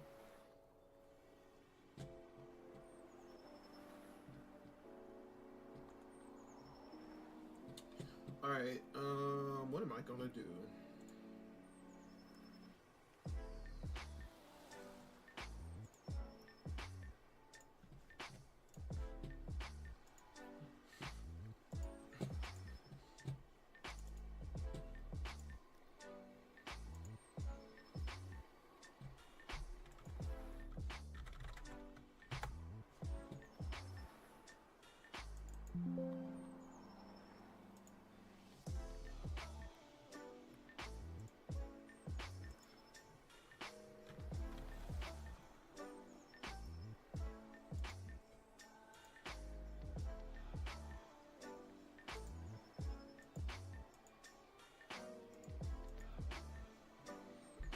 Where's my video?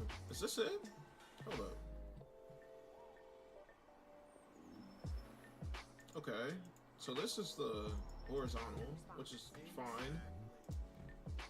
But where's my vertical? Where did I put the vertical?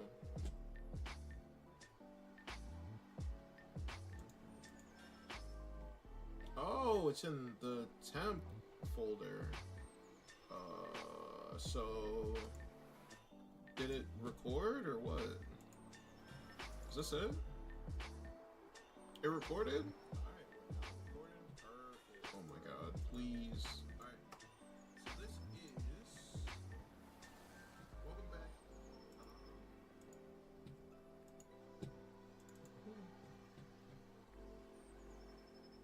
There we go. Thank the Lord it recorded. I was scared it didn't for a second. Okay. Alright, so what I'm gonna do is upload these real quick.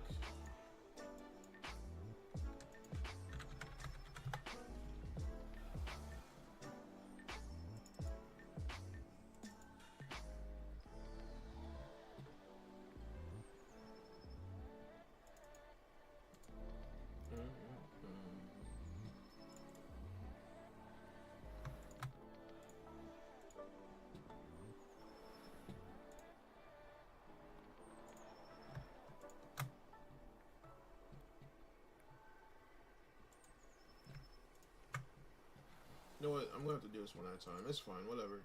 File upload. Let me just upload these now. While I got the chance. Oh, hold up.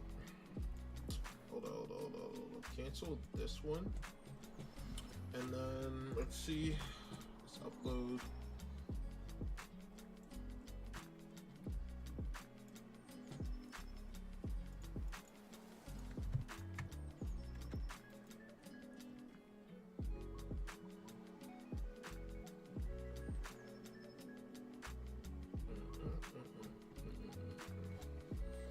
Alright, cool. So I'm uploading those now. That's beautiful.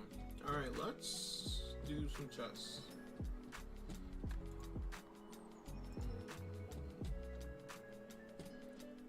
I think that's fine. I'm just gonna stop for a second. Alright.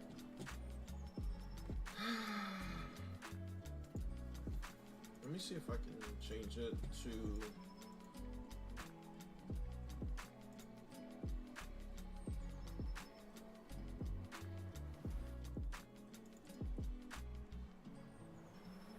This one's fire.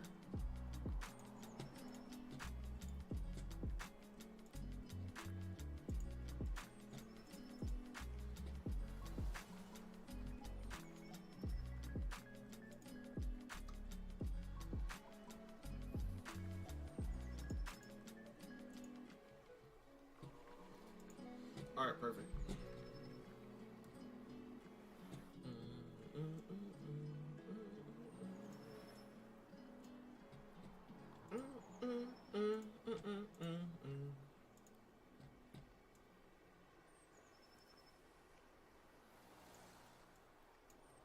All right, let's see if I can switch up my Twitch. Yeah, let's switch this up.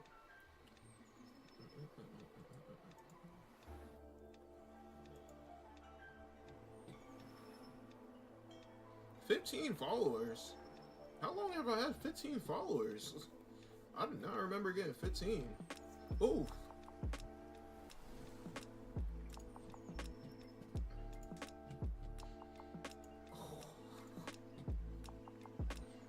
Alright, let me see if I can change my John to chess.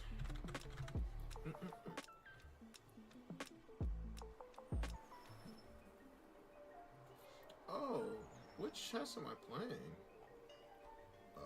Maybe this one? I don't know.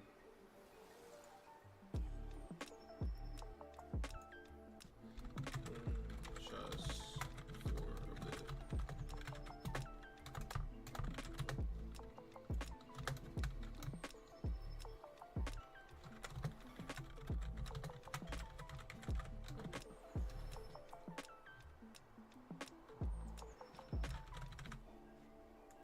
I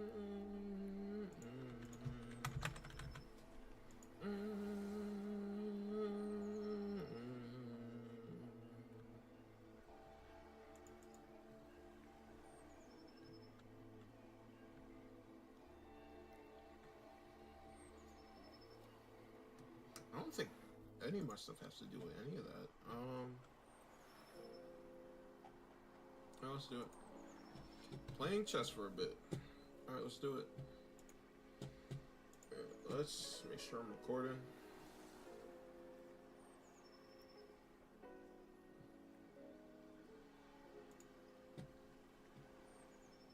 Let's make sure I'm recording. Perfect. Alright. Alright, let's run it. Play some bullet. I messed up already. That's hilarious. I already messed up. Go there. Check. There. Nice. Go here.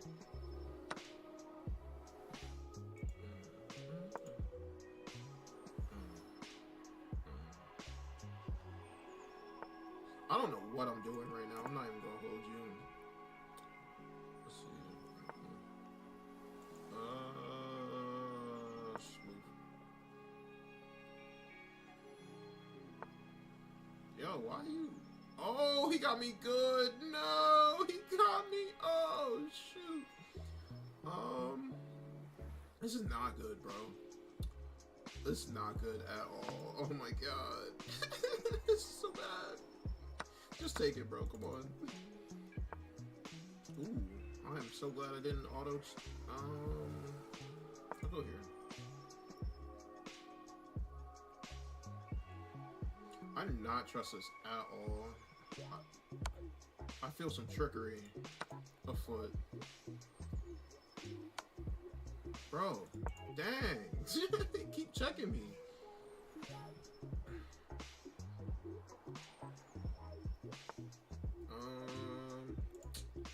I'm gonna go here.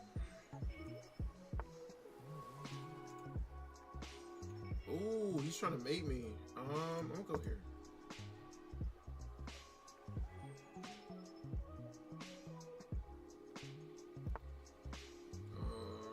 Honestly, ooh, I'm gonna hit him with one of these.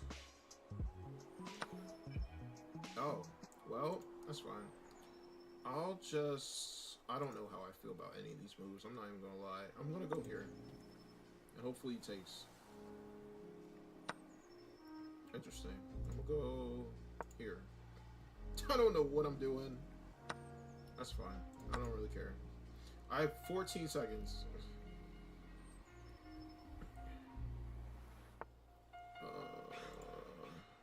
Let's go back.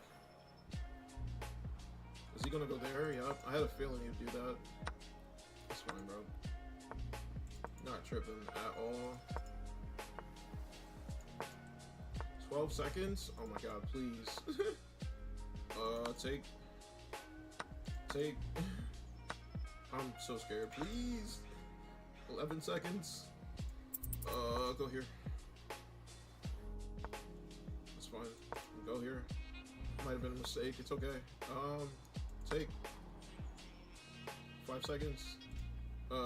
Take. Oh, hell no.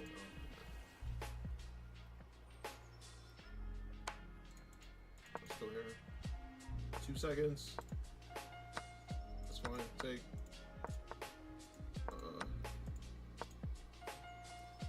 4 seconds. Please. I'm begging. He's gonna push. Yup. Oh my god, please.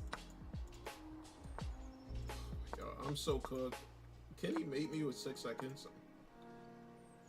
I'm just gonna stay in the middle and hope he draws it.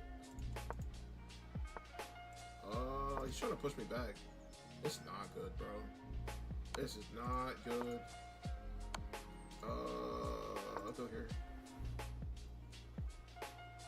Did I win? Yes! Draw! Let's go! Let's go!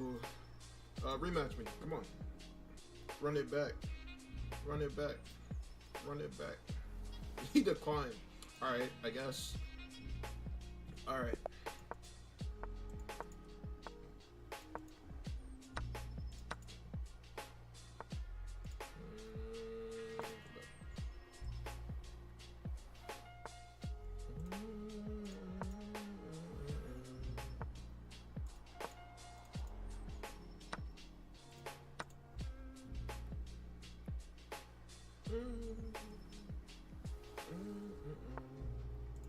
Oh, nice. Good play, good play.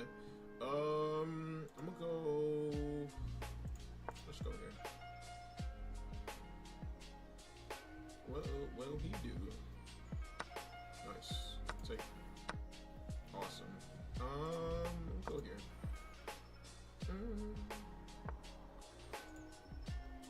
Alright, he's doing something tricky. I'm gonna go here.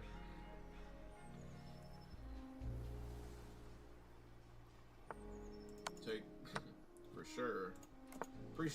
Appreciate it, bro. Go here.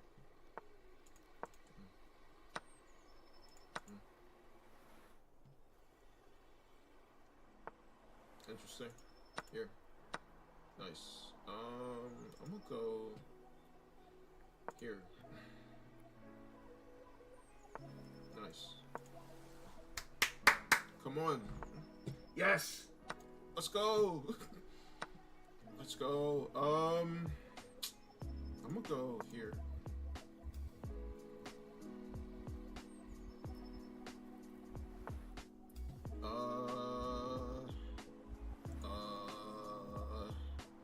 I don't even. I'm gonna just take, bro.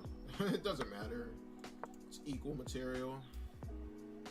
If he goes there, I'm cooked. Thank goodness he didn't go there.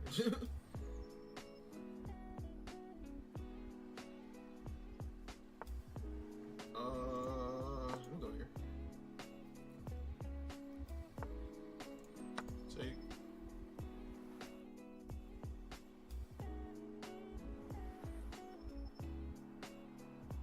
"12 seconds. Go here. Nice. What will he do? What will he do?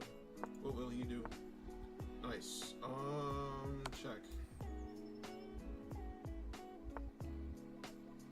Check. Just keep checking him. Nice. That's a good play, honestly. Take. 3 seconds. We'll go here. Nice. Good play. Go here. Yes! Let's go! Rematch me. Come on, run it back. Get your revenge. Come on, run it back. Bob Marley. Run it back. No? Alright, whatever. German guy named Bob Marley. Okay. This is the Vietnam flag, right? Vietnam. Already know it.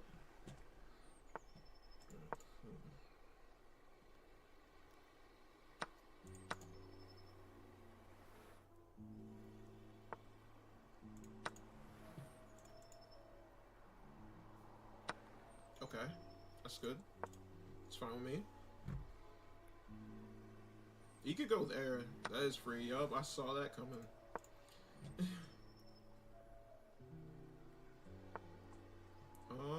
That's interesting. I'm gonna go here. And take.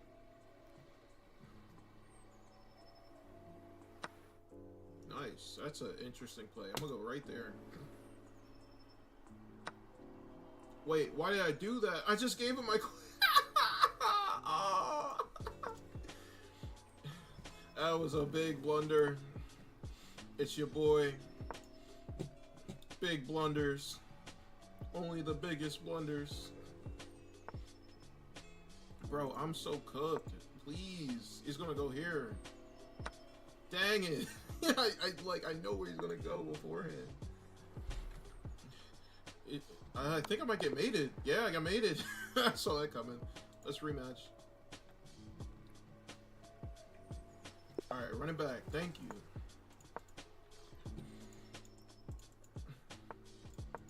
Only the biggest blunders. It's your boy, Big Blunders. Only the biggest blunders. Yeah, I'm gonna take. That's fine.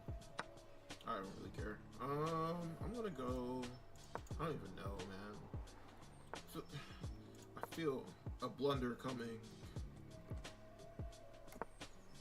You castled? I'll castle too. Sure, why not?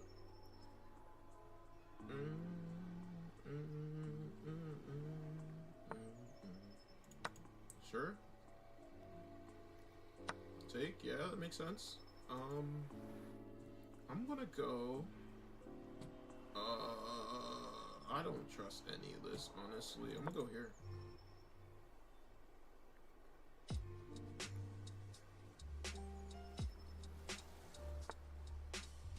Ooh, nice. That's a good play on his part.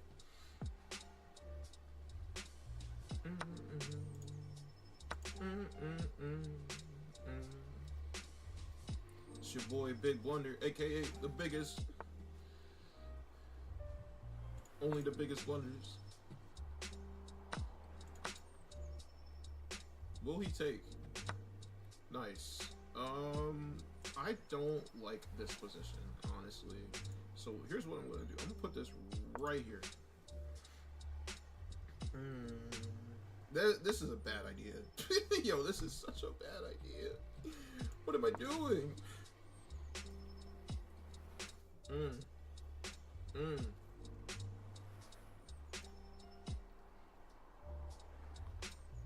I don't know what he's about to do. Beats me.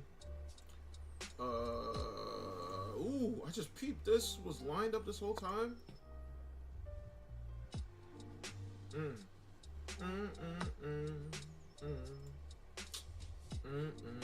Honestly, bro. Screw it. He's like, what? Nice. Awesome. I'm gonna go here. Nice. I'm gonna go right there. This is, oh, this is not gonna work. Oh my god, I'm getting cooked by this guy. I'm getting fried, bro. Is he, if he goes there, I'm cooked. 2 seconds though? Maybe. Might be able to get it done with 2. Is he, what is he doing? Oh. Nice.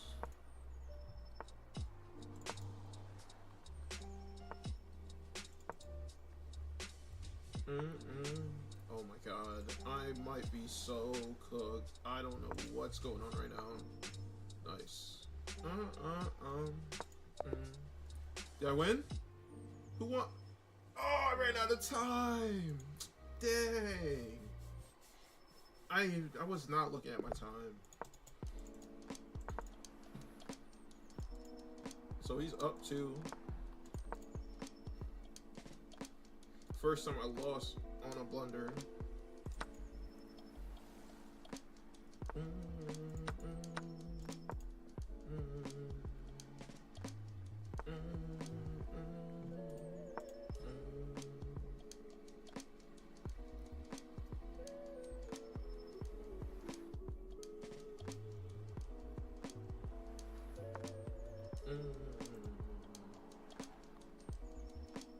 Yo, Athena. Hey, I just looked in the chat just now. Sorry, I've been playing Bullet. So I'm gonna respond to all your comments right after this game. It's just hard to see chat when I'm playing Bullet. I'm not gonna lie. But here, I'm gonna respond to all your questions after I cook this guy. Give me 1 second. Watch me get fried. Hold on. Here we go.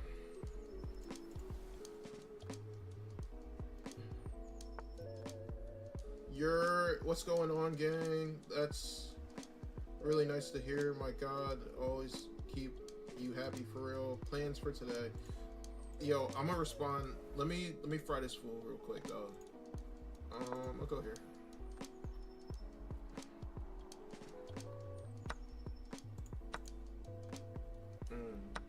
I need to find, like, I need to figure out a way to see chat while I'm playing, because then I won't, like, make the mistake I just made. Check. Oh, we could take. Dang, and now I'm in check. Ah, shoot. Jesus. Let's just castle. This sucks. I'm gonna go here. What will he do? It's fine. Nice. Let me go here. Nice. You can mate me. Oh, did he take my queen? Oh! No! Shit. I'm gonna go here. Did I get mated from where? Where did you make me? Oh, that. Yep. That's definitely how I got mated. Yep. Alright. That's so funny, bro. Alright, let me see if there's a way I can watch my Twitch. Let me just pull up Twitch, right?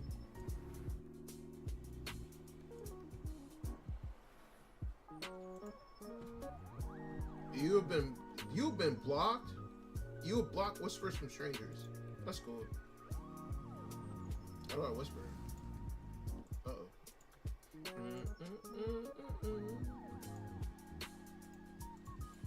How do I whisper? What the heck is this?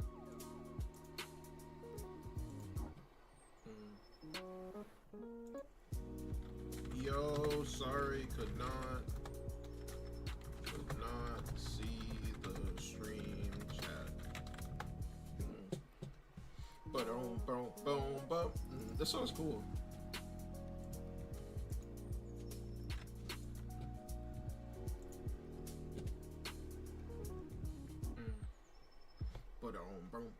Boom.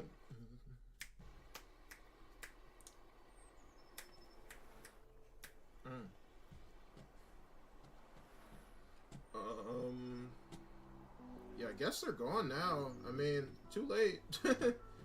He said, how's your Monday going? That's real nice, gang. My God, always keep you happy for real. What you got plans? GG's, you there. Alright, well, the person's gone, and it's all good. Let me see if there's a way I can, like, watch stream. Is there any way I can, like, pop this out? Oh, can I do that? Hold up. Let me see. Can I, like, it's not really working. I guess that's not. Yeah, that's not.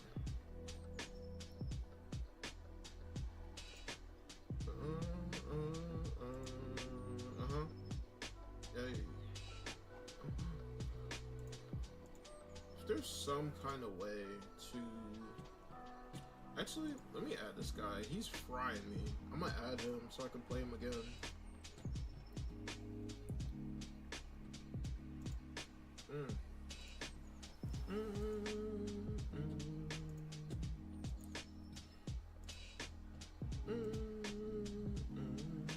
Let's see.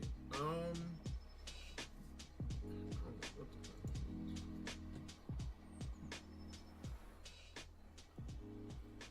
just wish there was some kind of way I can see the chat, but like, it's not. Maybe I might have to just pull it up on my phone. Let me see.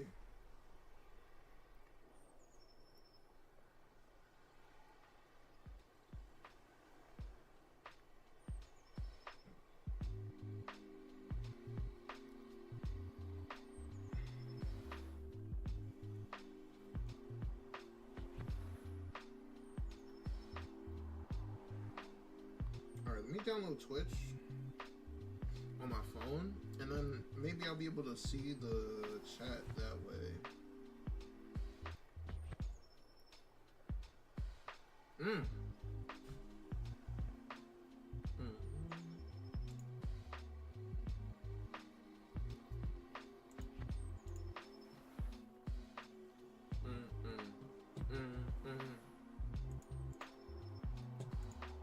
Wish I could whisper, but even that's not working. I have blocked whispers from strangers by sending a whisper, but it's not letting me. This drawing. I hate having technical difficulties.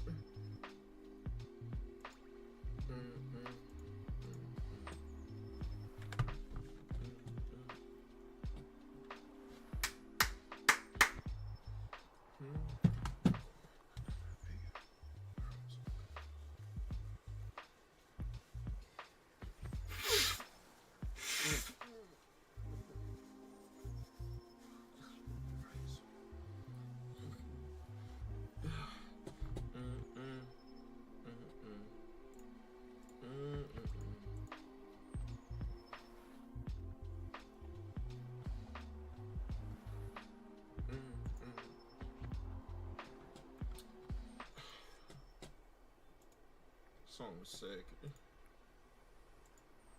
Song was sick. Really like that one. Alright, let's sign in.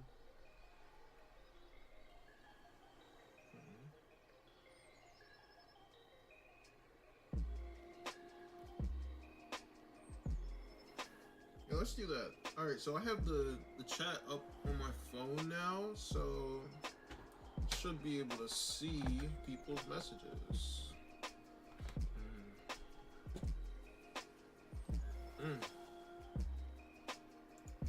Alright, let's go. Oh wait, I can't see my screen. Alright, let's run it. Nice.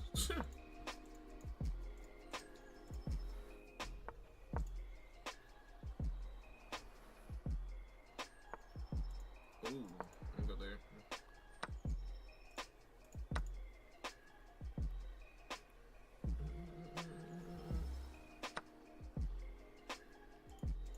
Oh, trap him. You're stuck. Oh wait, no, you can get out that way. Never mind. Actually, no, he is stuck. I got him no matter where he goes. Come on. Nice. I don't know if this is a good idea or not. He's gonna take, maybe? Nice. I saw that coming.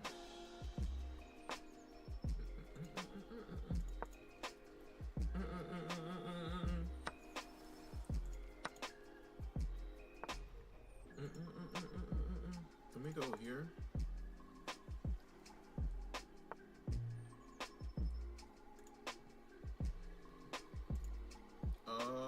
Let's just go here.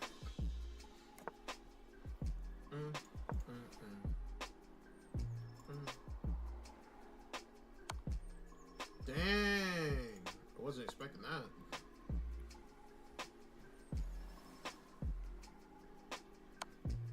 Take. I'm a castle. Maybe not. Nice. Castle.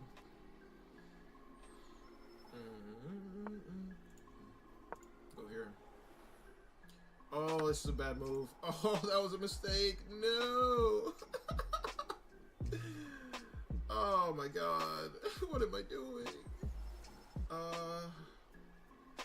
Dang, bro. I really messed up there. I did. It's tragic. Yo, stop messing with my pawns. Check, yeah, I saw that coming. Take. Exactly. It's very predictable. I gotta move it. I gotta move it. He's gonna... Whatever, bro. It don't matter.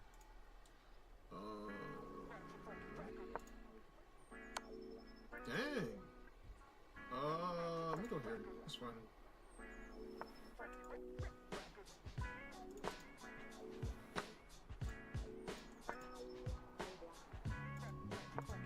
Why did I do that? Actually, might be okay.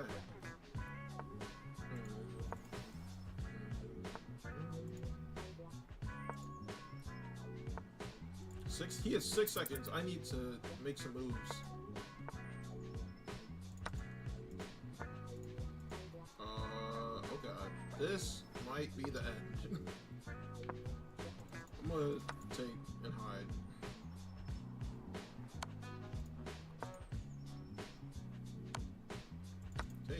What?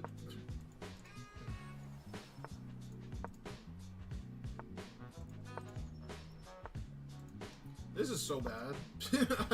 This is terrible. I don't know what to do here. Oh god. Will he make me though? 3 seconds. 3 seconds. 2 seconds. 1 second, please. For the love of Jesus. Oh, he got the bait off. As you see, I'm getting cooked. Let me try, actually, no, let me rematch him first. And then if he don't want the rematch, is this his flag? I'm guessing Croatia, Slovenia. I don't know if I was close or not.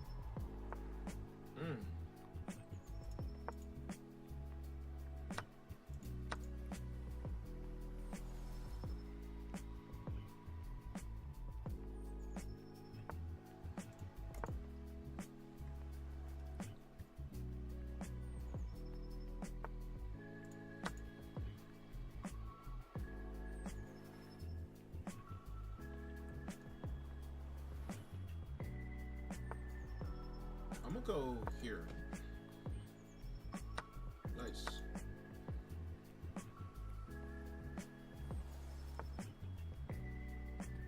I'm gonna go here. See if I could bait him into. Oh, I mean that works too. Okay. I want to see if I could bait him into getting away from that. Check. Yeah, you have to move. Thank you. Boom. Check.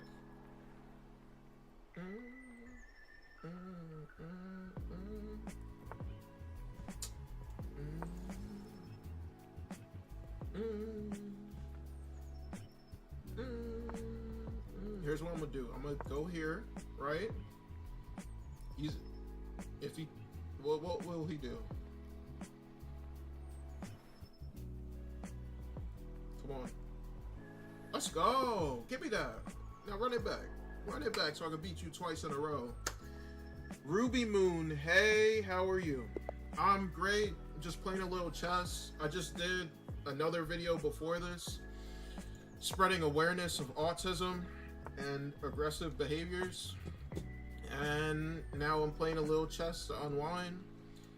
And yeah, how are you doing, Ruby Moon? I'll go here. Take. Take.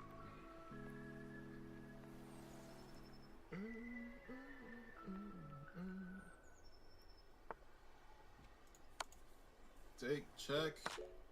Oh, I was about to take his queen. Ugh. What song is this? Ew.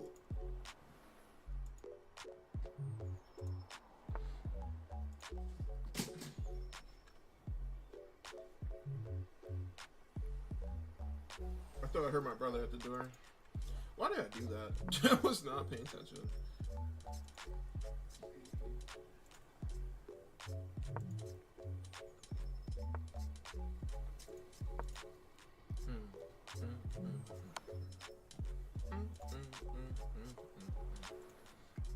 Oh, interesting. I guess I have to go here. I don't have any other moves. I could have taken. What am I doing? I could have took. Bro, what am I doing? Let me check.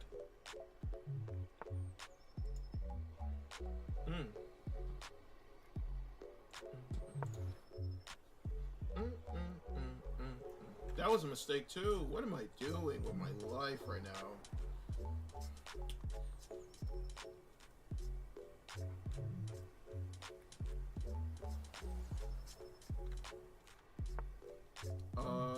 take. Sure. Oh god, I have 9 seconds. Yikes. I did not have time.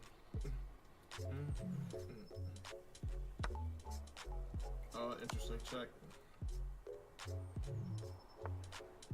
Check. I'm trying so hard to not lose. Oh my god, I have no time. Take. Move. 4 seconds.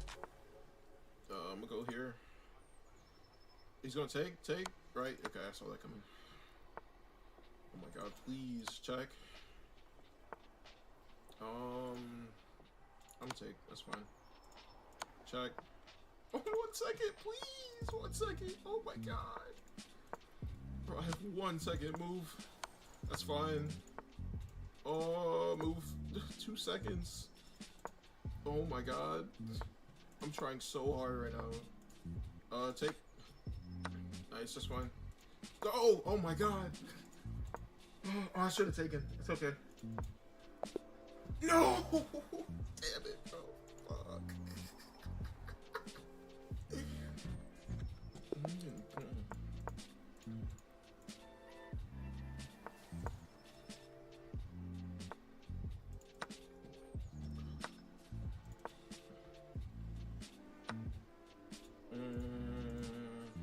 Honestly, bro. Boom. Take.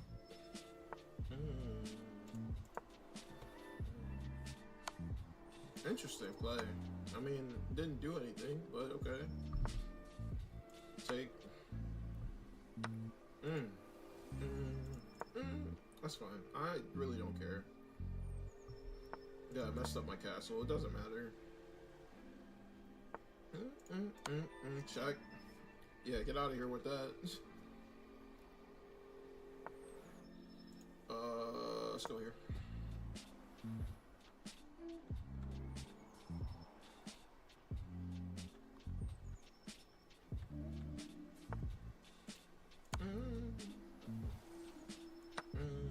Wait, why did I do that? What am I doing? Of course.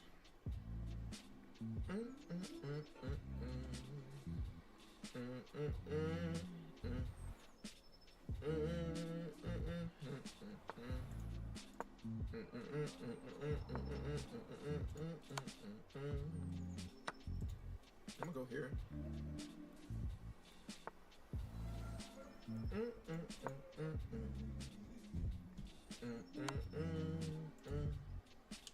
That's fine.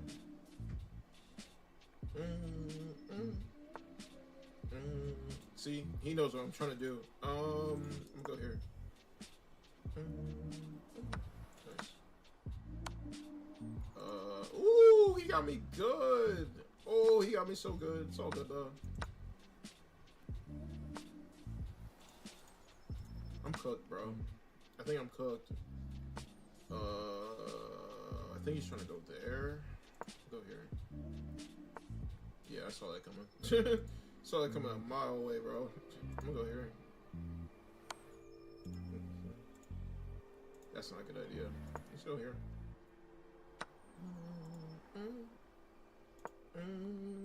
He's just gonna keep cleaning up. That's fine. He's gonna take that, exactly. I see what he's doing. I'll take. I don't know what I'm gonna do. Oh, he took.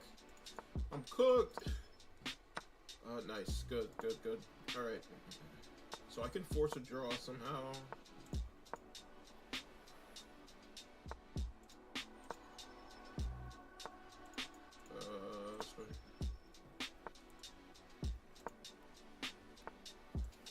Thank you. Saw that coming. Let's go all the way down. Go here. 5 seconds. Might be cooked, but it's okay. I'm not really that worried. Take. Now he has to mate me with very minimal pieces.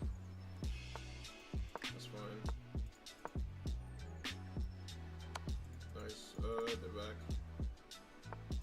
I'm trying so hard not to get mated. Oh, mate. I saw that coming. Alright.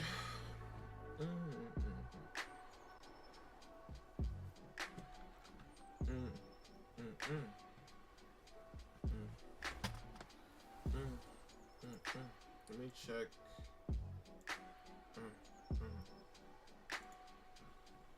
Alright, just keep going.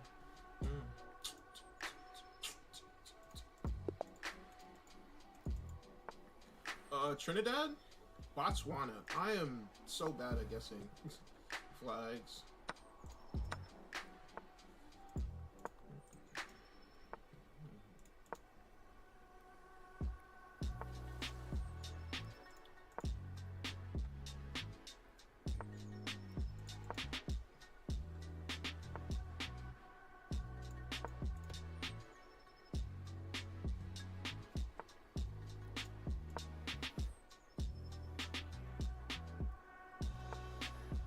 That's a good play. Let me just go here.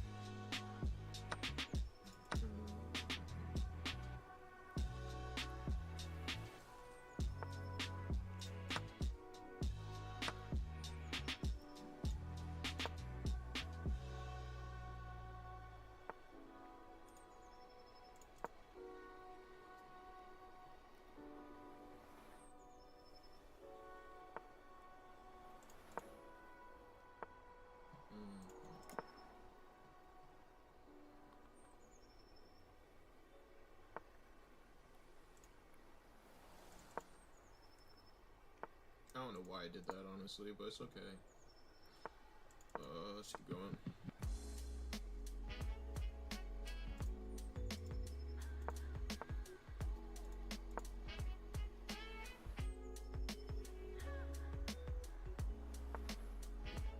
Cooked. Let's go. That's a good play, actually.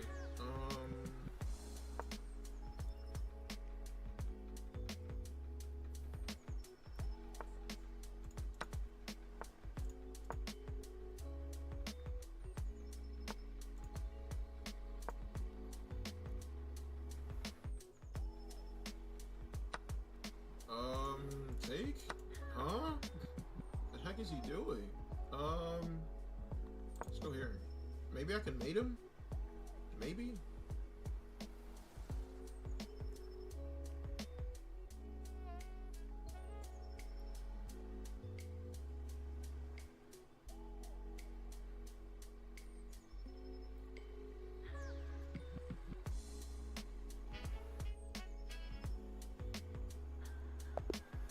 Let's go. Rematch. Bro, you just had a blunder. You were doing pretty good. So run it back.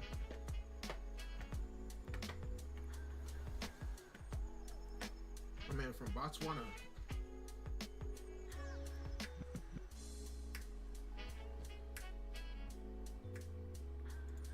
Whatever. Let me just keep going on. Is that the UK? Oh, okay. Flag looks weird.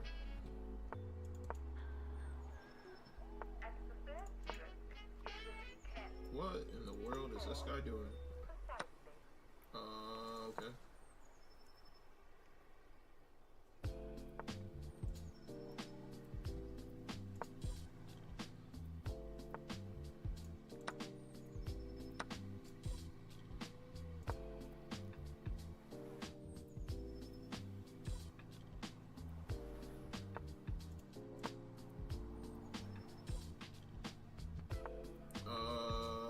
This is not looking good.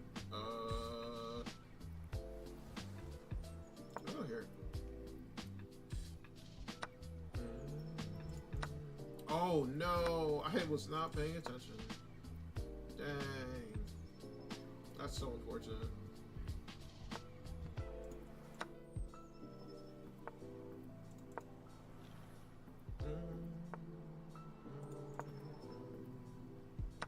Nice.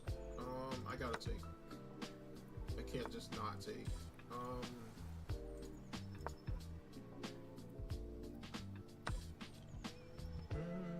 What did he do? Oh, he took? That's fine. We'll just castle for now.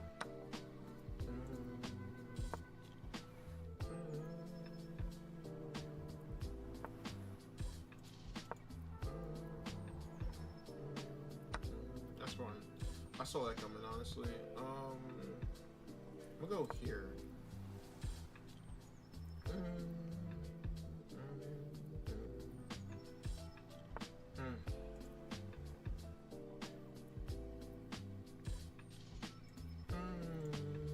I don't know where to go. Not gonna hold you. I'm gonna go here. This is such a bad idea. I don't know what's about to happen to me. Interesting. Oh my god, I'm gonna lose on time.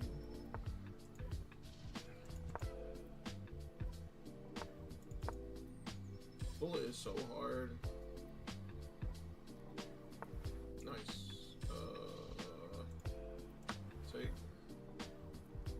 Take. Yeah, he doesn't want to lose it apparently. Let's go here. 4 seconds. 4 seconds. Oh my god, I need to get out of here. I don't trust this at all. Nice. I saw that coming. Yes! Let's go! Run it back. Run it back.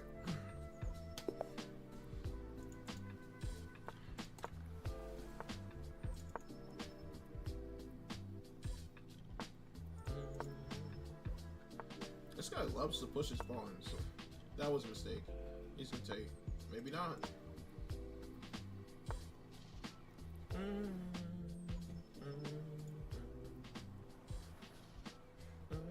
gonna go here.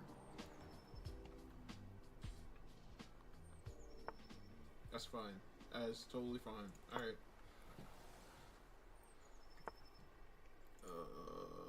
Let's go here. Why did I do that?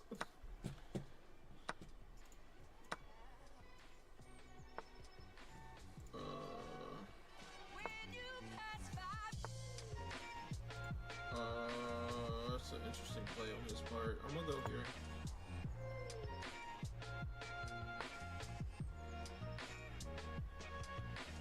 Oh, he moved? Okay.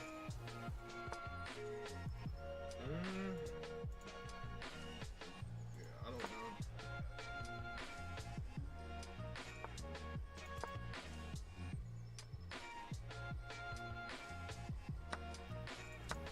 I don't really care, bro. Honestly. I could honestly care less.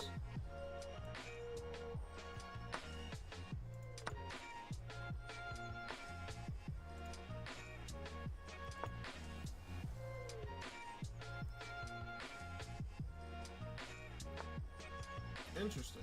I'm gonna go here.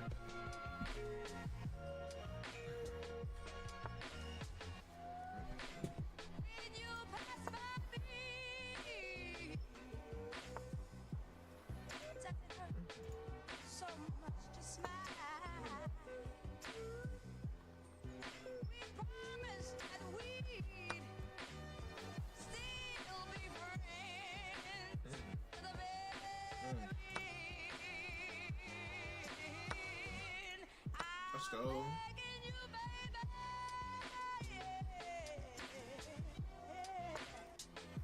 Nice. Ooh. Interesting.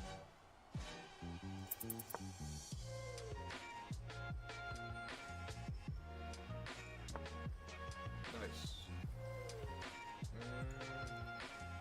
Oh my god, I'm gonna lose on time again.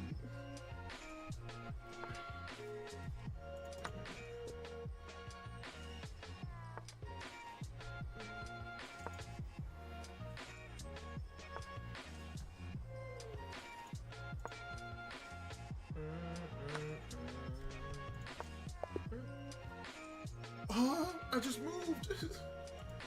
Run it back. Run it back. What the hell? Run it back. Thank you.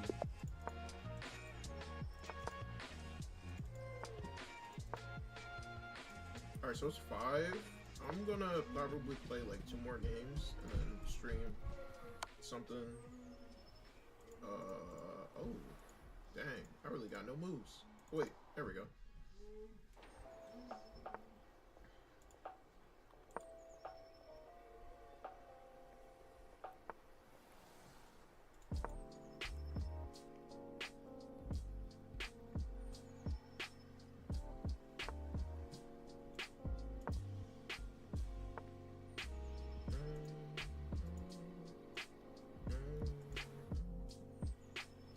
I don't know what to do.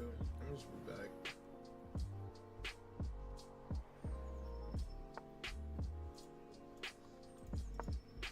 Both at 40. Okay.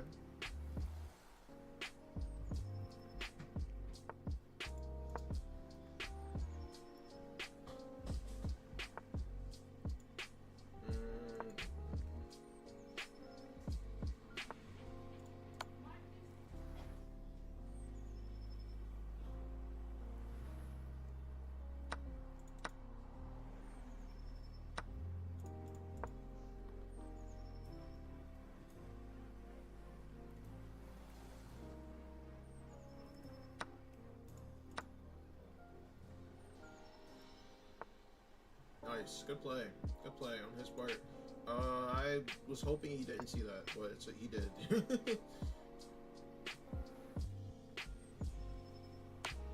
Dang. I don't care if you take that, honestly. Nice.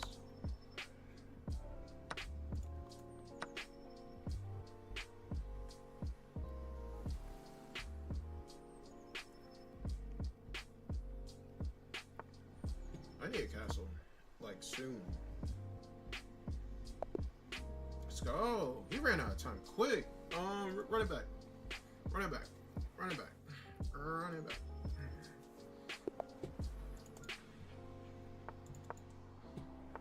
Alright. I'm trying to do best of 3 real quick. And then I'm going to stream something else. Oh my god. Oh, here we go. Here we go. Okay.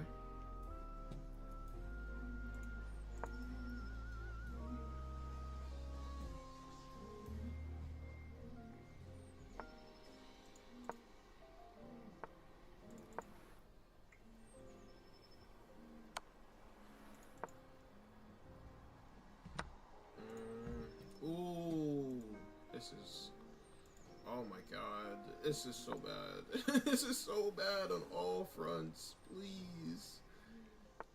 Okay, that's fine. I'm gonna take, nice. That's not moving anytime soon, so I'm gonna go here.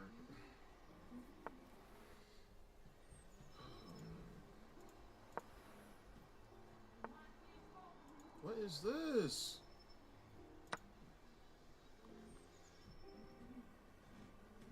Oh, no. I think he got me, bro.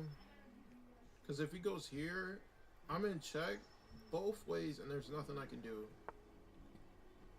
Maybe not. Okay. I think I'm okay. Let's go here. Protect that.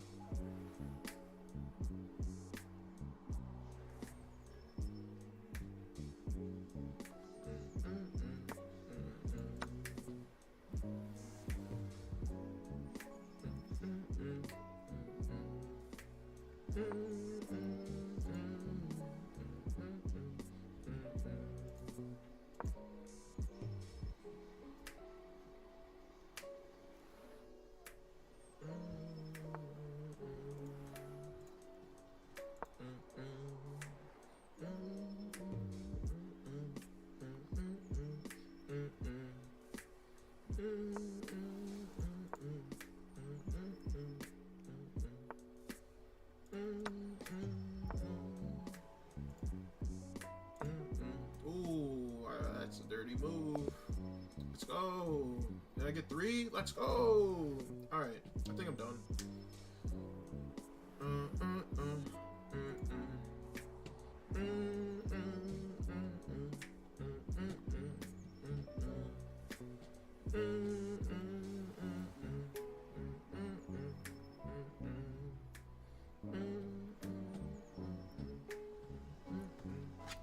Alright. I think that is the best I'm gonna do.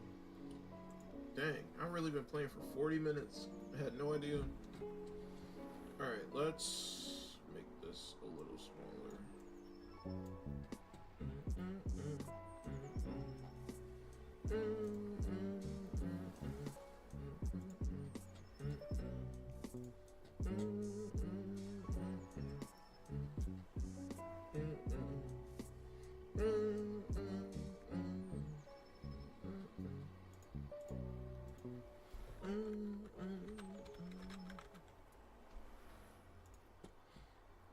Let's change it to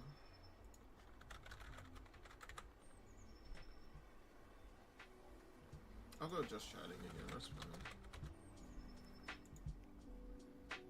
That's fine.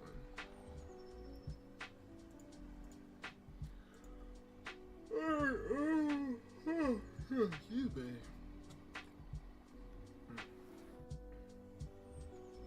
Alright, I'm going to cut the music off. Gonna watch another one. And we'll watch Conjoined Twins. Okay, let me just make sure that this is looking okay.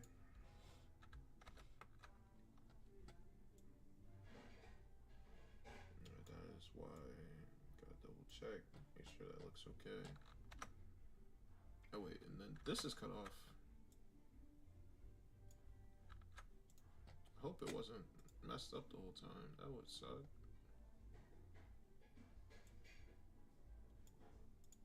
I think that's good. Alright, that looks good. Alright.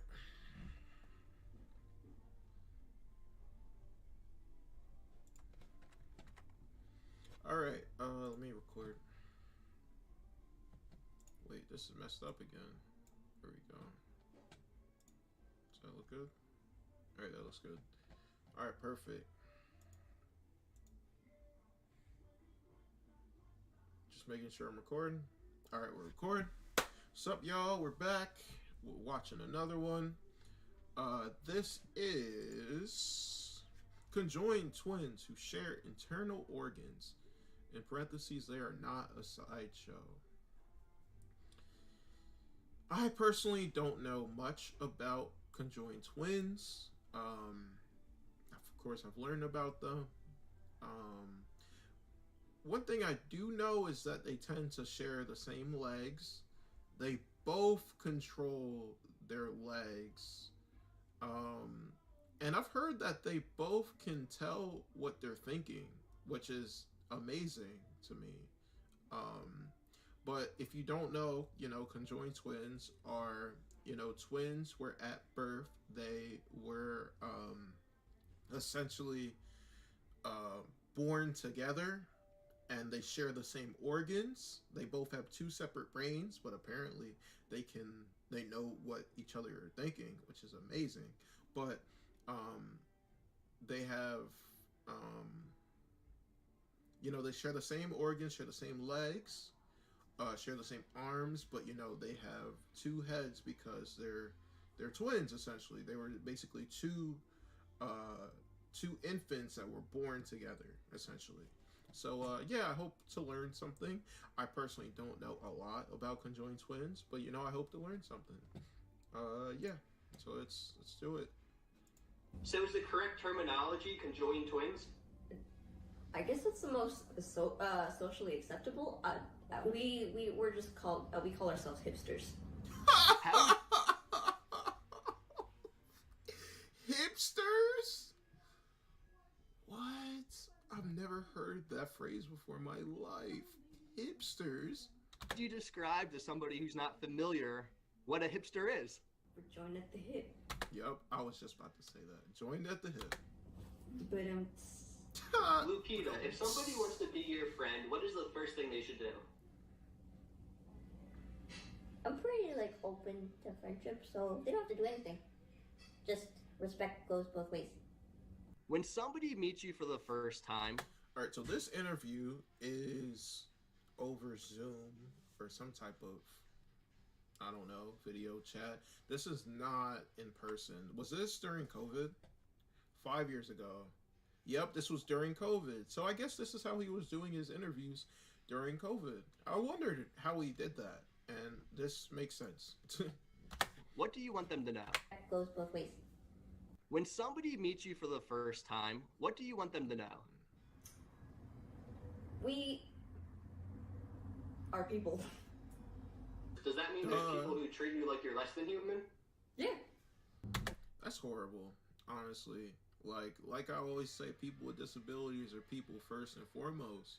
And the fact that, you know, she said, what I want people to know is that we're human is just heartbreaking, honestly.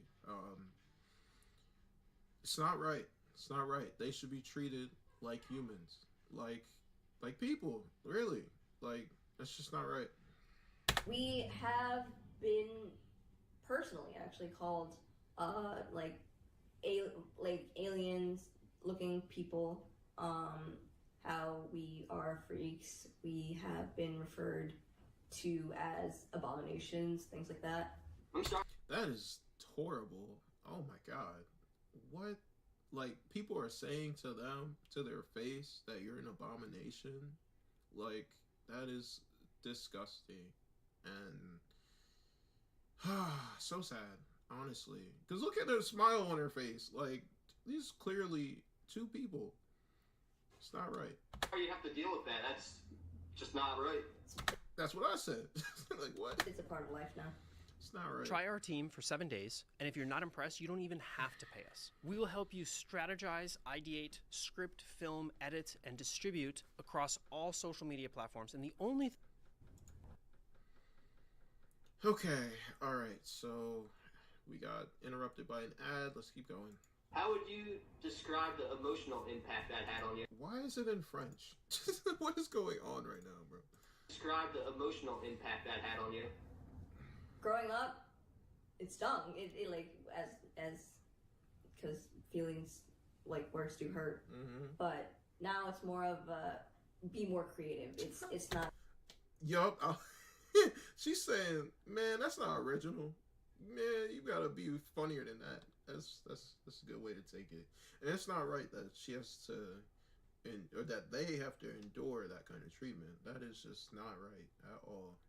An original insult. Lupita, how would you describe Carmen's personality?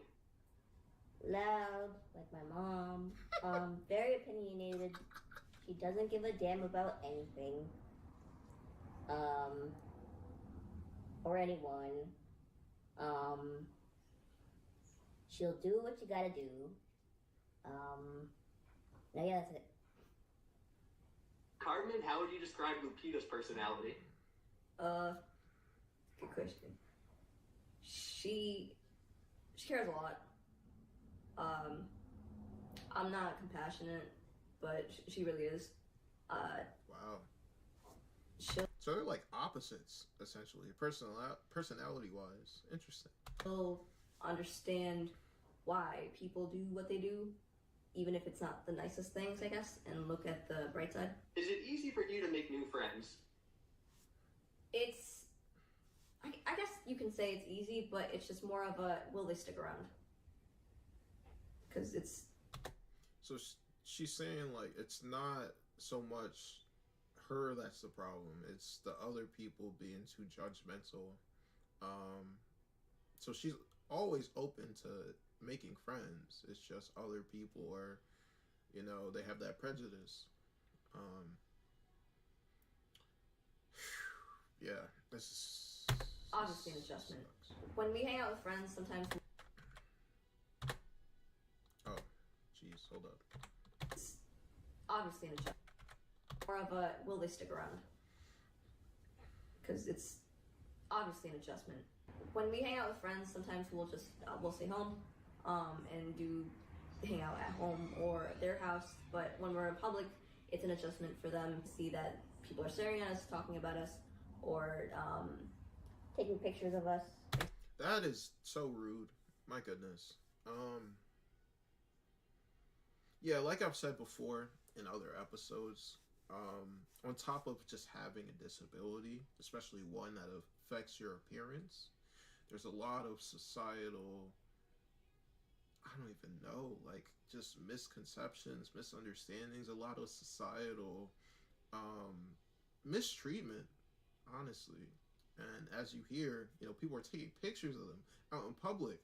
Like, the hell's wrong with these people? Like, Are you open to people asking questions? We have no problem at people asking questions. It all depends on how the question is asked. Interesting. So like, how do I put this? So it's like, why? Just trying to think without swearing. So people think that we're obligated because we are the way we are, that we That's so have funny. to answer absolutely every single question that comes our way, even if it's inappropriate or very personal, and it's not. It's like on a need-to-know basis. I also lost my train of thought. That is a whole other level of entitlement. I see people do stuff like that all the time in like Darius and Arissa's comments, right? Like they're asking questions that are just so inappropriate. It's like, why do you even want to know that? And it's clearly that the reason why they're asking that question isn't genuine. It's not out of genuine curiosity. It's genuinely like they're just being disrespectful. Like they're just trying to make a joke out of things and not taking people with disabilities seriously or treating them like they're less than. It is it's just not right. It's just not right. In my opinion, we're past the point of being sideshow attractions and things like that. We're trying to share our lives the best we can, but then again, you don't have to know every single bit of part of our lives. They're not obligated to answer any of your questions. They're answering it out of the kindness of their heart. So for you to ask a question like disrespectfully, of course they're not going to answer that question. And of course they're going to feel some type of way about it. Like, I don't have to answer anything. They don't have to answer anything about themselves. I'm sure that if you're genuinely curious and you are trying to be open-minded and want to learn, that they were willing to explain things, but some people are just rude and disrespectful and inappropriate and disgusting about their questioning. Lupita, is there just a list of things you never want to hear from somebody? Are you guys sisters? How do you go to the bathroom? Did your mom Like, that's inappropriate. Like, do drugs when she was pregnant with you? and that's disrespectful. Like I'm saying, like. Okay, Dad, you're not even, like, you're kind of half in the frame. Oh, I think they're trying to get into the frame, but I love how they're all getting close to each other. You can already tell that they all love each other and love each other's presence. And we're all conjoined. You can't even see Wait, what? And now we're all conjoined. Oh, now we're all conjoined. Sorry. So you're all in the frame, you look perfect. Are you ready for the first question? Sure. Yes. Yeah. Carmen, this will be a question for you. Okay. How would you describe your family? That's a good question. Very family oriented. Lupita, same question. How would you describe your family? Hectic, but great. Tell me about your family. You go ahead. Ladies first. Oh, what? My mom, she's very strong. She has a lot of faith in people, and I guess humanity. Mom, here's a question for you. How would you describe your 3 children? Oh. Not oh. Bro, not starting with oh. Oh, these are my. They are wonderful. Yeah. The 3 together, they are kind of my my life. What's your favorite thing to talk about? The real reason podcasters, Oh my publishers, God. and event Oh, I hate these organizers ads. say no to speakers.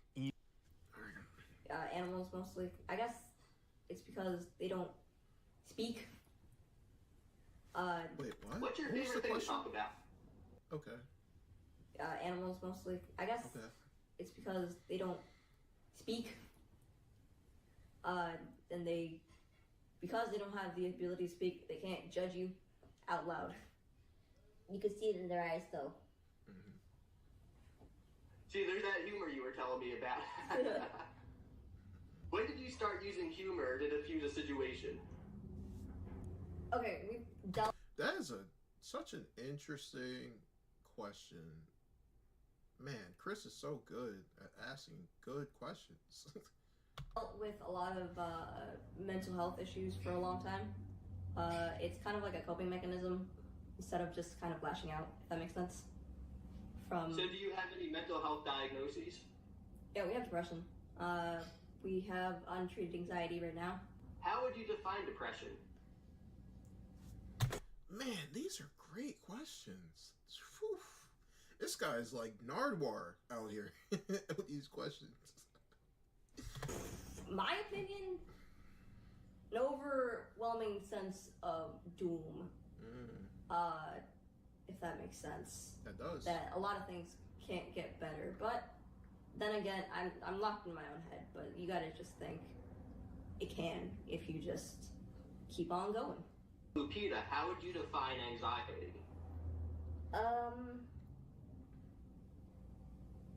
Anxiety is where you can't do anything because you're worried that you're going to do it wrong. That is a great definition of anxiety. I personally don't like when people take pictures of them without asking. Yeah, who wouldn't? That's not right. Why would you do that? So I think, you wouldn't like it if somebody did that to you as well. Exactly. And I do appreciate when people do ask, because most of the time we'll be like, yeah, sure, or maybe not. But just to ask and to be conscious about, their feelings and put yourself in their shoes when you are about to make a not a smart comment, or, point them out or something. Just come up to them. It is better than to just be like, oh, look at them. We prefer for them to come. You know what's crazy? I feel like I want to hope that she's talking about, like, children doing this. But something tells me that these are grown adults that are acting insane like this. Like, oh my God, I can't. I just can't. Talk to us. If you're at a store and a mom and their child sees you, what do you want the mom to say to the child? Good question. I mean, it's not really up to us of what we want them to say. It's more of a how will you educate them into show. Okay, so like, not just like shoo them away or like cover their eyes and kind of just run away. It's more of educating somebody that's not everybody's gonna look different. Like exactly. the same to you. I'm sorry. Exactly. People are going to be different sometimes mentally or sometimes physically, and you just have to accept that. I love that. Good answer. Thank you. Took me a second. Honestly, like, it's just so real. Like, it's not so much covering your eyes and shooing them away. It's that these are real people with real lives, and it's best to inform a child that people are going to be different, and some people are going to look different, but they're still people, and they still deserve respect. I agree with that wholeheartedly. There was another part. I'm trying to think of what I was going to say, but I forgot. Oh yeah, I remember. As I always say, kids can be cruel, and they don't mean it a lot of times. They just don't understand. And that's why we need an adult to be able to explain to kids, like, hey, this is, like, sure, they don't look like the most normal person that you've seen, but they're still people. And some people look different. Some people talk different. Some people act different. But they're still people first and foremost. You know, having that kind of conversation with a child is necessary, as you know, otherwise they're going to be cruel about it, or confused about things as well. Peter, what would surprise people the most about Carmen? That she can drive. That is surprising. I did not know she could drive. I did not expect that, honestly. I wonder how that works, you know, like if they both control the legs, right? Or is it possible she can control both legs? I mean, I guess you don't need both legs to drive. You kind of only need one leg to drive, technically. But, I find that very interesting. How does the function work? How do you work the stick and drive the steering wheel? Like, can she control both arms? Is it a group effort? You know, those are questions that I really would have in that situation. That usually surprises people. That surprised me. I can't drive. Carmen, is there anything you just fundamentally disagree? I don't think she was trying to be funny, but the sudden, I can't drive. It's kind of funny. Agree with Lupita on. All right. Carmen, is there anything you just fundamentally disagree with Lupita on? Interesting. Something philosophical, something religious, spiritual? Interesting. Pineapple does not go on pizza. Carmen have it.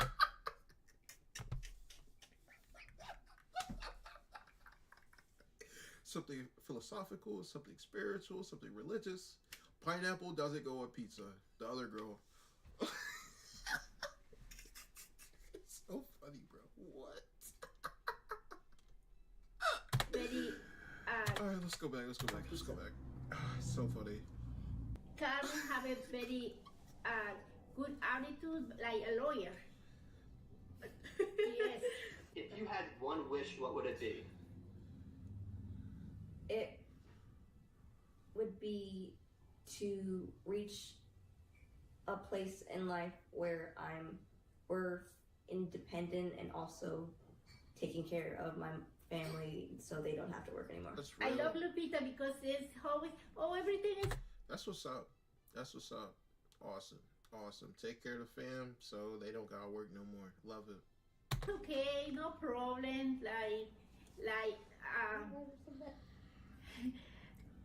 Like peacemaker. Lupita, if you had one wish, what would it be? Not so much heat right now. It's really hot. Are you particular in conversation how people refer to you two? Should they say you? Should they say you two? What's the correct terminology when conversing? That is a great question, man. This guy Chris is killing with these questions. We don't really notice, so you can say anything. Pretty much. Before we end this interview, is there anything left unsaid you would like to say? Subscribe to you? Yeah, subscribe. I know you just started your YouTube channel, but don't be ashamed to plug your channel. I'm subbing right now. Nah. We're alright. Come on. I wanted to sub. There you go. The link to Carmen and Lupita's YouTube channel is in the description below. Awesome. I'm gonna sub right now. That was a great short video. Carmen and Lupita are hilarious. I'm gonna sub. Carmen and Lupita are hilarious. Dang, 250K? Wow. No, that's awesome. I hope that they can make some serious money from this so that they can retire their parents, like they said, so they don't have to work no more. I'm subbing. I'm putting all notification, all those bells on, for real. That is awesome. And Carmen has a boyfriend now? Oh, that's great. I love that for them. That's awesome. Well, that is so interesting. Yeah, not really sure what I learned from watching this, but it was a funny video, and it was good to to learn more about them. And also, I got a new channel to watch. But yeah, if you like that video, please like, comment, share, follow, subscribe, whatever. And I think I'm going to do one more of these for today. And then I'm probably going to start working on a mobile video soon. Couple topics that I want to touch, but I do want to continue the ABA Basics format. And there was another video I wanted to do. I think it had something to do with disability rights, history. I forget. I gotta check my list of things to talk about. But yeah, if you enjoyed that video, all those things, like, comment, subscribe, share, follow, all those things. Thank you. Peace. Oh, sorry. Peace. Awesome. Let's stop recording. I'm gonna blow my nose real quick, and then I'm gonna jump into the last video.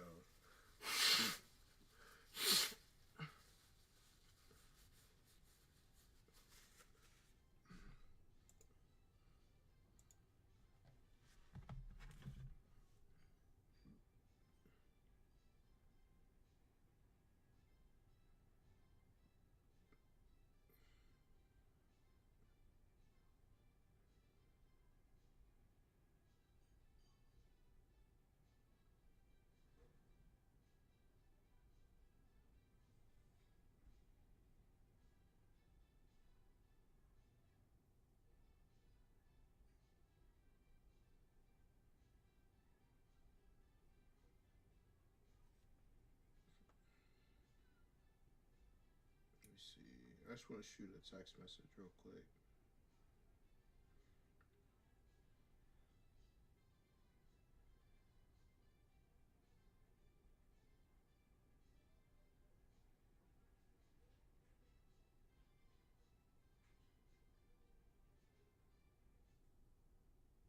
These are fire pictures. Hold up.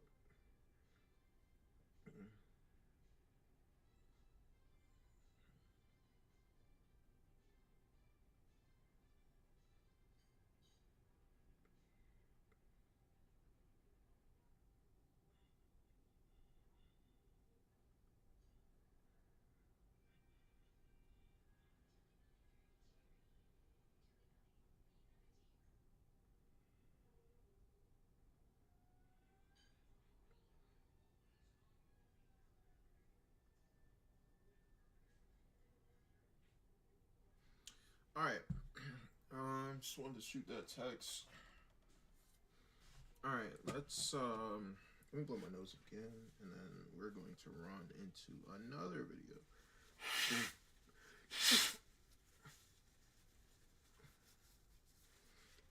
Okay. All right. Let's watch one last video for today.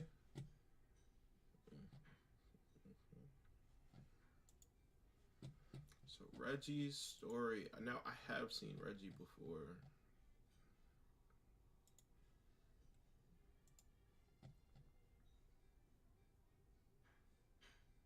All right, just making sure I'm recording. Cool. All right, so last video for today. Oh, so this is Reggie's story. He just wants acceptance. I'm not sure what disability he has, but I think I've seen this guy before. I think I might follow him on social media. I'm pretty sure he has a podcast. I'm not sure what his name is. I mean, clearly it's Reggie, but I'm not sure what his Instagram name is. So when I get the chance, I will save. Sorry, not save. I will tag him, his page to this video when I get the chance. And I was planning on just watching this, but I actually see there's another video that says the history of SBSK over there, and I think I might watch that one. That one's really calling my name. I think I'm going to watch that one. All right, so But yeah, this is Reggie's story. He just wants to be he just wants acceptance. Do you want the world to know about you? I want them to feel comfortable around me, and I worry about scaring people, and I don't want to scare anyone, and so it's just so hard for me because that's what I worry about. If someone's going to be comfortable, and if I'm going to scare them. Dang, he's getting choked up and emotional talking about this topic. So like I said in many other videos, people on top of just having a disability that affects your physical appearance, there tends to be social stigmas involved. What tends to happen is kids that are cruel by accident, it's not on purpose that these kids are cruel, but kids are being cruel, and they either point out people that look different, they might say something mean, like for example in the burn victim episode, they called the guy with severe burns, a monster, and you know he's not a monster, right? And so like I said, kids can be cruel sometimes. They don't even know that they're being cruel. You know, they might point, they might say something, they might say something mean, and they don't even know that they're being mean. You know, they're just being themselves. So I can totally see why this person, Reggie, is saying, like, I don't want to scare people. I want people to be comfortable around me, you know, because with physical impairment or disabilities that affect how you look physically, there tends to be social stigmas involved, you know, and that is just a very real situation for many people with disabilities that affect them physically. If somebody wants to be your friend, what's the first thing they should do? Smile and extend a hand. Reggie? Like, oh my God. It just kills me that people don't do that already, you know? It's just like, hi, say hi and extend a hand, shake his hand, right? You know, these are such basic, simple human interactions, but when it comes to people with disabilities, people shy up and have no idea how to interact with people with disabilities, even though they're people first and foremost. It is just so insane to me, honestly, so insane. It's great to meet you. Nice meeting you. How are you today? I'm terrific. When you wake up in the morning, what's the first thought that crosses your mind? You really want to know, and I'm serious about this. First thing that I think of when I wake up is coffee. And I'm serious about that. Don't talk to me until I have my coffee. Imagine being able to build an app with your name on it, just by thinking about it.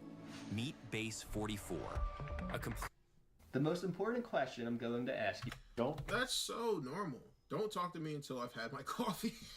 I know a couple people like that really, they need their coffee early morning or they're not the same people. You're not you when you're hungry. Or I guess you're not you when you're thirsty.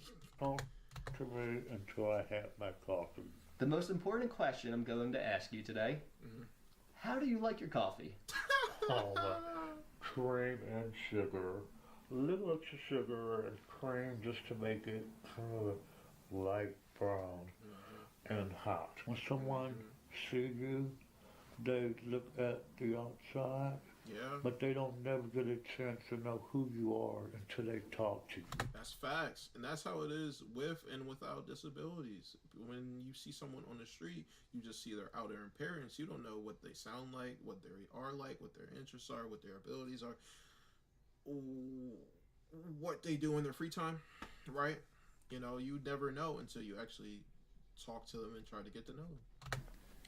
And when they talk to you, they can realize, you know what? He's just like me. He's not the image that I created in my mind. I love sitting down, talking with people one-on-one. It's easier to express myself and let people know who I am. And I just love that kind of connection. When I was going to school, it was really hard for me. I bet. And, you know, people would make fun of me, and if they touched me, they would go, ugh, like that, and brush themselves off. They didn't want to sit by me. It's not right. I didn't want to go in the cafeteria and eat. I would eat outside in the cold. I just didn't want to get out because I didn't want to be made fun of, and I didn't want to make people feel uncomfortable. This is why we need more awareness of people with disabilities, because say, you know, all the children in the school are being told like, hey, this is Reggie, he's super normal, he's kind, he looks different, but he's kind, and he loves making friends. And, you know, you constantly reassure children that, you know, he is a normal person like you and I, and he wants to make friends, and he's really nice. I guarantee you, you know, there'd be a lot less of a social stigma. But again, kids are mean. They can be cruel totally unintentionally. Sometimes it's intentional, but totally unintentionally.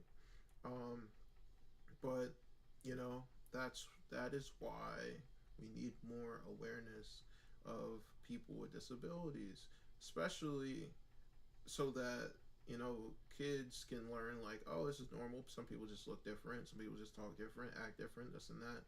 And then also the representation for the children, especially in the media, representation for people that look like Reggie or may have a disorder similar to Reggie's, so that they feel less alone, and they see like, oh, I'm not the only person that has this. Exactly. And he said he doesn't want to make people feel uncomfortable. I mean, I'm so sorry, Reggie. Honestly, yeah, it's not right. It's not right. He should be able to exist and just do what he wants without having to worry about how other people feel. Yeah, it's just not right. When I was in the grocery store, this was years ago, I was shopping, and this man and his daughter, he brought his daughter to me, and she was crying and crying. For what? And he was saying, see, look, look, look, look. And he was laughing. I don't understand. The kid was crying, and he was telling us, see, look, look, look. A lot of my friends think that he's strong, and it doesn't. I don't understand that story. Why is the dad bringing the crying kid to him and saying, look, maybe he's trying to like calm the kid down and see like, look, he's like a normal person, but I'm not really sure. I don't particularly understand why the dad did that in a situation. Bother him, but it does. You know, you can't just wipe it away. Yeah. And it's not something that you can say, okay, I'm not going to worry about it. But it hurts. I've learned that there are people that will always be there to accept you. And I didn't know that back then. And this professional 32 TW SSD, capable of holding the entire collection of the New York Public Library, is something you won't find at Best Buy or any electronics retailer, even if you were willing to drop. I'm gonna go back some. And I don't know. I've learned that there are people that will always be there to accept you. And I didn't know that back then. And but I've learned that there will always be someone around that will accept you. If somebody who bumps into you at the grocery store, wherever, out in public, if they're shy, it's just smiling enough. Yes, it is. What do you think when somebody smiles at you? It's just a great feeling, and it lets me know that, hey, it's okay. You know, you're normal. What do you value most in your life? My mom. I love my mom. I told her that Reggie inherited this disorder, and there's no cure for it. And she was worried, and she blamed herself. And she said, what did I do to cause this? And I said, it's not your fault. It's a genetic disorder, so it's not anything that you did. But she thought it was something she did during her pregnancy. That is a common misconception. A lot of parents feel like, what did I do? How did I do this? Especially like when autism became prevalent, a lot of parents were blaming themselves. And it's not the case, you know. As you said, it's a genetic disorder, probably a rare genetic disorder, and it is so real. A lot of parents do blame themselves for their child having disabilities, and most of the time, it's not their fault. That's what I worry about when I'm meeting someone. You know, if they have a younger child or something like that, what if they bring their kid over and the kid hadn't been informed about me? If a child sees you and is curious, what do you hope the parents do? Let them ask questions. Interesting. Because a lot of times parents will, assist the child because they're not supposed to ask a question. They don't want to be rude. They don't want to cause conflict. I can totally understand that response. But it surprised me, some little kids that I see are really, really nice, and it's shocking to me because I've had kids smile and wave. That's beautiful. And say hello, and it's like, I can't believe that just happened. It warms my heart. I hope they told the kid about me. What do you hope parents tell a child before the child meets you? Who I am, and he's different, and not just don't say anything. Because I think, you have to explain and don't just expect the kid to know. No, exactly. Wow. Wow. Exactly. He is a person. He really does look how he looks. So instead of being like, oh no, don't look, don't pay attention, don't cause any kind of scene, don't talk to them, acknowledge that they're there and that they're a person and that they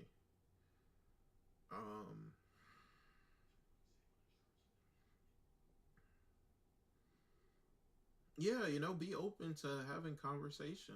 I love that response. That is awesome. It really shows that, he really just wants to be human and he's open to discussing things. But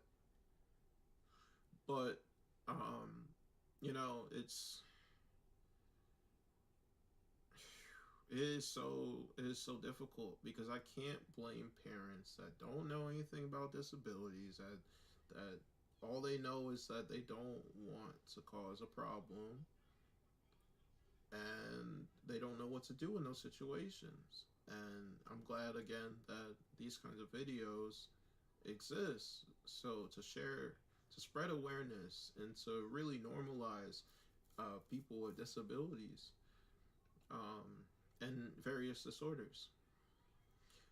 Let's continue. What is neurofibromatosis? Neurofibromatosis is a genetic disorder, and it's a gene that's defective. Everyone has a NF gene, and in my NF gene, there's a protein that it doesn't have. Interesting. And when it doesn't have this protein, it sends out information to tell the body to grow tumors. But everyone else genes that have NF, it sends out a protein that's a tumor suppressor. Ah, I see. I don't have that. And that's why my body produces tumors. Can you tell me about your leg? Wow, that is so interesting. Interesting. So everyone has that gene, and that gene tells people, or tells your body to suppress tumors. But because that gene tells people to suppress tumors. But because he's lacking a specific protein in that gene, so his body is growing tumors as a result. That is very interesting. My leg, it's affected from the knee down. It's called a plexiform neurofibroma. Oh, it's and just that's like when large. the tumors are growing, and they wrap around the nerves like an insulated wire, like this. What are some physical difficulties you face? That is interesting. Huh. I don't think I've heard of his disorder before. I've definitely seen him before, but I don't think I've heard of his disorder. Walking, getting in and out of bed, getting in and out of the shower, walking to the end of the driveway. Something that I want to get back to doing is walking and going to the grocery store. I am grateful for my health. It could be worse, you know. And I'm happy that I can do the things that I'm doing. I know it's hard to move around, but there are some people who don't have the mobility that I have. So I true. have to be grateful and thankful that I can, even though it's limited, I'm grateful that I can do the things that I can do. It's very inspiring. So inspiring. He's saying, yes, sure, things are tough for me, but there are people that have it a lot tougher. And that's why I'm grateful for what I can do and where I am now. That's so inspiring. A lot of people can learn from that. What's your favorite thing to do? Oh, you kidding? Bake, I love. Hi. Hi. I'm Matt. We're absolutely adorable. I had to come over and say hi. I'm tempted to suggest. Stop. Baking. Oh, start the over. things that I can do. What's your favorite thing to do? Oh, you kidding? Bake, I love baking. I want you to kind of size me up and gauge me. What type of cake do you think I like? That's an interesting Now really question. take it all in. Look at my socks, my outfit. What kind of cake does this guy like? He looks like a carrot cake kind of guy. I think he likes carrot cake. I would say, I'm just taking a guess. I'm not going to be offended. I'm just taking a guess. Please say carrot cake. Carrot cake. What? I guess that. What?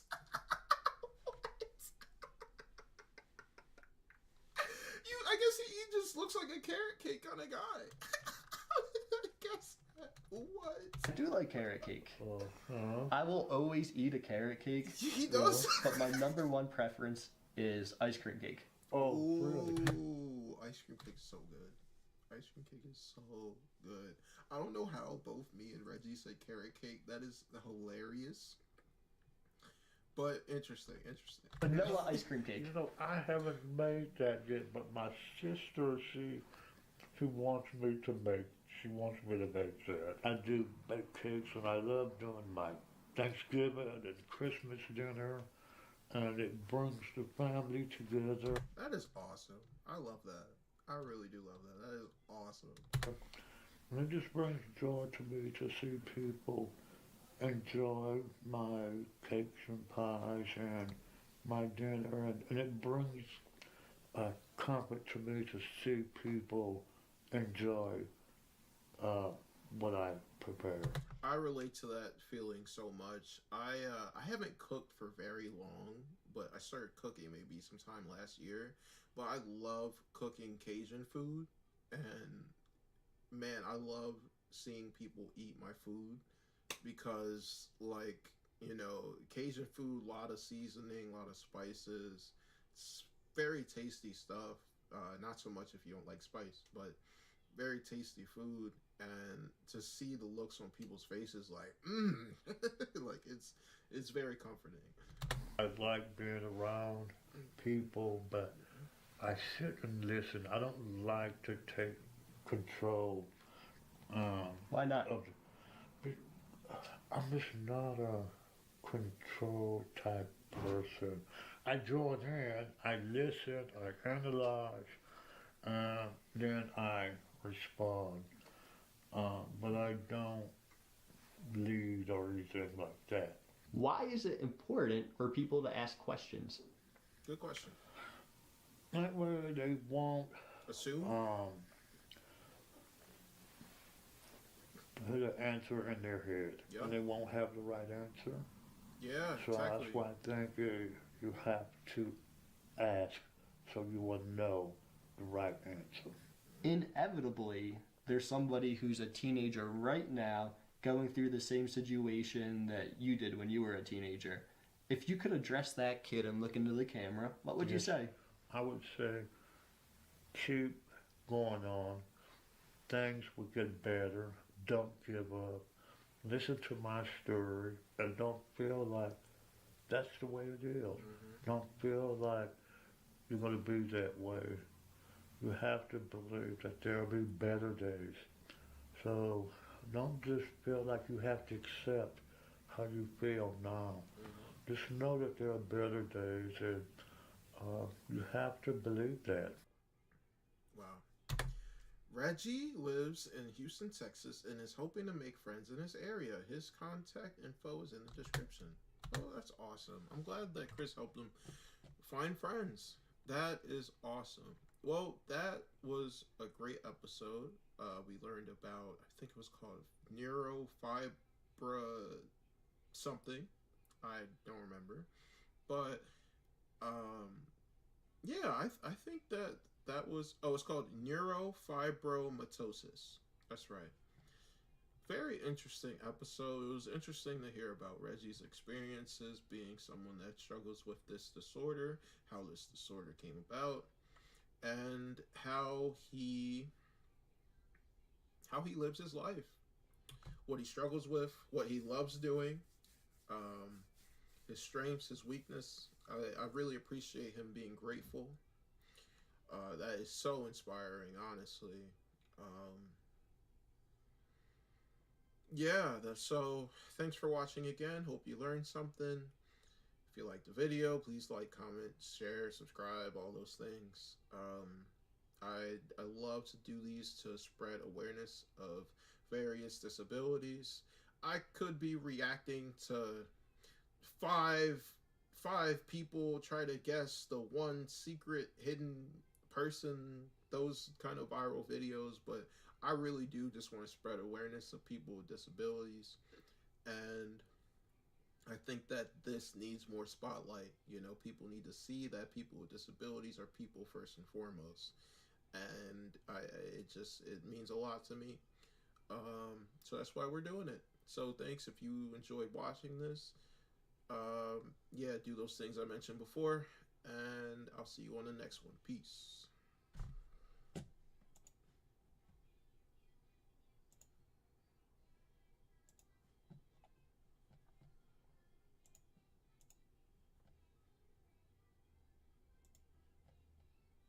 Alright, so I'm gonna watch one last video. I'm gonna watch one last video. I'll watch one more video.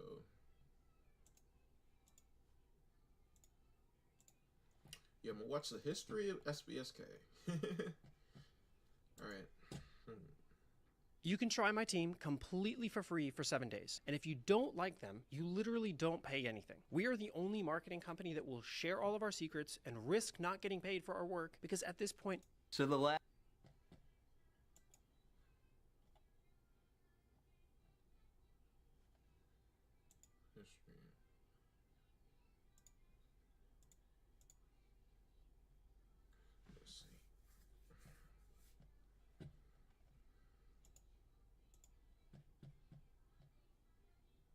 Alright, so this video is titled The History. Oh my. Wow. I butchered that straight off the rip. Alright, so this video is titled The History of SBSK. Chris Ulmer shares the story behind special books by special kids. I'm excited to watch this one. I don't really know his full story other than that he was a special ed teacher prior to making this whole thing. And the only reason why I know that is because he had another viral video that I didn't even know these were the same person when I watched the video. I had no idea. But there was another video he made that I really liked where he was telling kids, like, what he would do is he'd have the kids in his classroom line up, and then he would bring each kid to him one by one, and each kid he would tell them, like, you're so smart, you're great at this thing, I love having you around, I'm so glad that you're in this class, you're so smart, you love dancing, you're so funny, all these different kinds of compliments. And he would line up all these kids with disabilities and he really just shower them with love. And after watching that video, I think it's before I even found SBSK. After watching that video, it really just inspired me to, you know, be like really positive when working with people with disabilities. You know, it really inspired how I approach teaching.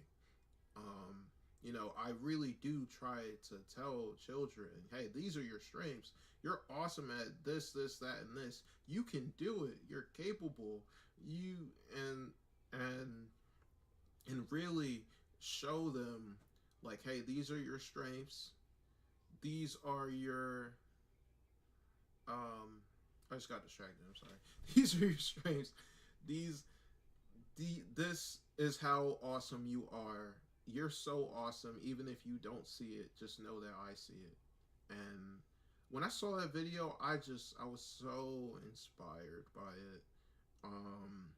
And then I think, I don't know when I made the connection, but at some point I'm watching SBSK and I'm like, wait a second. Is this the guy that I saw in the other video? Yeah, so that's what I know about Chris. But I would love to learn the history of this channel. I wonder if he has any loved ones with disabilities. Like, why is it that he made this channel? Why did he go into special education? And it really does make me wonder. Like, what is the reason? But yeah, let's get right to it. So the last week, y'all have been showering this channel with love, and we've had 40,000 new subscribers in the past 7 days. Dang. I think it's important with many people being new. 40,000. Wait, did you say 40,000 or 400,000? 40,000 is in 7 days is crazy. Past 7 days. I think it's important with many people being new, we backtrack a little bit and I tell you the history and the mission, why I do what I do. That's exactly what I want to know, so I'm glad I'm watching this. Because I know it's not typical to have a YouTube channel where a guy goes around and interviews people with a diagnosis. You might be wondering, what's this dude's angle? That's what I'm wondering. So I want to tell you what it's all about. But before we do that, I want to mention that throughout this video, I'm going to break up the monotony of my boring voice with short little clips of people I've interviewed over the past 2 years. Just like this one. When somebody meets you for the first time, what do you hope they say? I hope they say, hey Timmy, you're the sweetest person ever in this world. When considering exactly where to start the story, I struggled with where I should go. But I decided I was going to start right when I finished college. I graduated with a bachelor's in communication. You know, I'm gonna let him finish. But that's about what I did too. I started my channel right when I graduated, primarily because I didn't want to do these kind of videos, and then if it affects my student teaching and I don't graduate, that would have, oh man, I would have been so mad. But that is pretty much what I did. I finished college and then I started up this channel. And I encountered what many people encounter when they graduate college, an existential crisis. He had a bachelor's in communications. That's interesting. Okay. I didn't know what I wanted to do with my life. I didn't know where I was going, and I felt alone and isolated. When you meet someone for the first time, what do you want them to say to you? It sounds so clean. Oh, it's insane. I'm about to buy YouTube Premium. Like, no lie. These ads are is killer. Like, imagine how much you can do with this. It's for the first time. I think this girl's name is Ruby, if I recall correctly. I think this is one of the only videos, like one of the first 5 videos that I've seen years and years and years and years and years ago. Let's see, so let me go back because the ad cut us off. I didn't know where I was going, and I felt alone and isolated. When you meet someone for the first time, what do you want them to say to you? Hi. At this time, I thought... It is so, like, oh my gosh. The fact that it's not standard that people with disabilities, when you encounter a person with disabilities, people don't say hi. It's just insane to me, honestly. Insane. All right. I'd never be a teacher. In fact, I actively tried not to be a teacher because my mom was one. She said I'd always be one. I had a bit of punk rebel in me and I didn't want to listen to her. That's fair. But what I did know is I should pursue what I love. And I loved in college playing soccer. It's what I enjoyed more than Abington? What? Where did he go to school? Anything in the world. So I decided I was going to be a college soccer coach.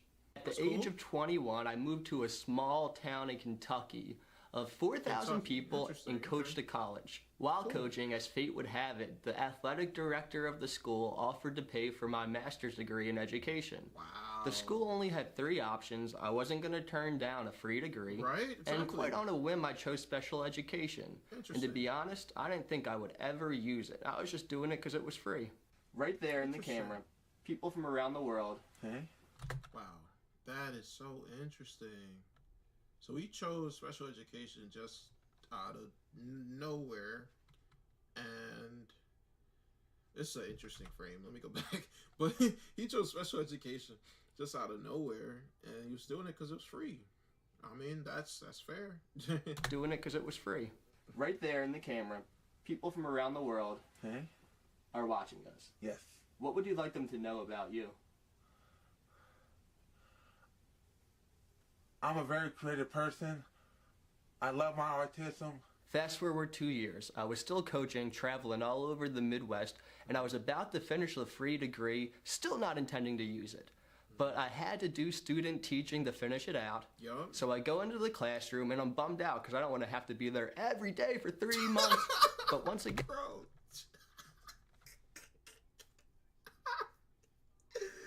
Bro, it's not that bad, bro. Trust me, it's not that bad.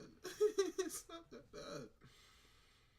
And I'm not going to turn down the free master's level education. Silas, there we go. The camera's in front of us. If you're ready to do this, show me your biggest smile you have. For the very first day, I walk into a classroom and I'm working with students who are emotionally and behaviorally disturbed. I'm teaching one of the students a math lesson, and he looked at me and the first thing he said to me was, "Why should I trust you?" And I don't know why, but in that moment, I felt like That's a good question. I found what I was supposed to do. I love the fact that this dude I just met could look me in the eye and ask why I should trust him. So I looked back at him and I said, "You should trust me because nothing would bring me greater joy than helping you reach your full potential." Some people have more. That's real, man. That's so dope. So dope. And man, so dope. It honestly brings me back to student teaching. I cared so much about those kids, and what I learned was that by the end, they saw how much I cared and how much I just wanted them to succeed and participate and have fun. That's awesome. Friends, and I'm not really sure if I do that or so. What did he say? What'd she say? Me, because nothing would bring me greater joy than helping you reach your full potential. Some people have more friends, and I'm not really sure if I do that or so because I really don't know how I get a hard time making friends that much. I was hooked and I finished the program. I had lived in that small Kentucky town for 2 years, and I decided there was nothing I wanted more than to live on the beach. So I took the $1,200 that was in my bank account, a car with 150,000 miles on it, and I took a rumbling, bumpy trip down to Florida, where I found a job working with students who were diagnosed with autism and brain disorders and speech apraxia. Now take a look at this picture. It's one of the first weeks that I started the job. I'm baby-faced, I'm ignorant, I'm in for the learning opportunity of my life. Now with the benefit of technology, we're gonna fast forward 2.5 years, and look what we turned into. You can tell I aged a little bit. Oh my God. Yo, that beard is crazy. How you go in babyface, come out looking like that? Why did you shave, bro? I mean, you got more important things to do, honestly, than shave. I have my big beard and my hair, but I want you to pay attention to the glimmer in my eye. In that classroom, I found something I never thought I would find in my life, a type of human connection that is really so rare in the world today. Like I mentioned, I find many things to be very surface, very, you're following the rules of social interaction. But with those kids, it was just fun, and we didn't worry about what anyone else was thinking. We could just be us, and I really, really enjoyed that. Yeah, right. So now you're wondering, okay, he was a teacher. Why did he start filming different people? What's the story with that? I never wanted to be a vlogger. I was... That's exactly what I'm wondering. I can't wait to see what he says. 25, 26 at this time, and all I wanted to do was teach. Nothing brought me greater joy. Every Friday, my students and I would celebrate Music Friday, and we would sing songs, I would bring in my guitar, and it was really just an opportunity for them to practice social skills and human interaction. Every one of our clients used to be the best kept secret in their field, experts. It was really just an opportunity for them to practice social skills and human interaction. That's life, that's life, that's what all the people say. You're riding high and they go, shut down and they. I was really impressed with what they were doing. They were breaking out of their shell and singing and dancing in front of one another, and I wanted their parents to see. So I started taking videos of the singing and dancing so I could send it to the parents, and the parents absolutely loved it. I bet they're their kids are probably shy, typically, and for them to be breaking out of their shell, singing along and dancing, that's so impressive and such a wonderful sight to see. So it became a little thing. Every Friday we would make these videos, and it honestly started to become my favorite part of the week. After my second school year with these students, it hit me. I've been with them every single day for 7 hours in the classroom, and I've grown to understand them. Not everybody out there, y'all people watching, are gonna have that same benefit of time to understand their intelligence, their humor. Most people won't know how to interact with them, and that truly bummed me out. because nothing brought me greater joy than being in that classroom, and I wish the world could see that. So for that reason, I proposed to the students and parents the idea of special books by special kids. And this would be a book series where students explained life from their perspective. We worked hard, we worked for months to put together a proposal and some samples, and we were denied by 50 publishers. Damn. Instead of getting bummed out, we decided we would make a Facebook page. Wow, it's so interesting. So it's supposed to be a book series. Huh. Interesting. Why don't you tell the people of the world a little bit about yourself? Okay. Well, if you have ACC like me, then it would be a whole different experience. After 6 months, we had 50,000 followers, and ABC Damn. 6 months, 50,000? That's great, bro. World News picked up one of our videos, and that sent us from 50,000 to 150,000 followers overnight. Once that Overnight? Oh my god.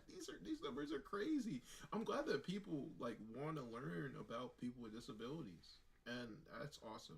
That video went viral. I started receiving messages from people around the world who wanted to interview on our platform. And at first I didn't do anything because I was teaching full time.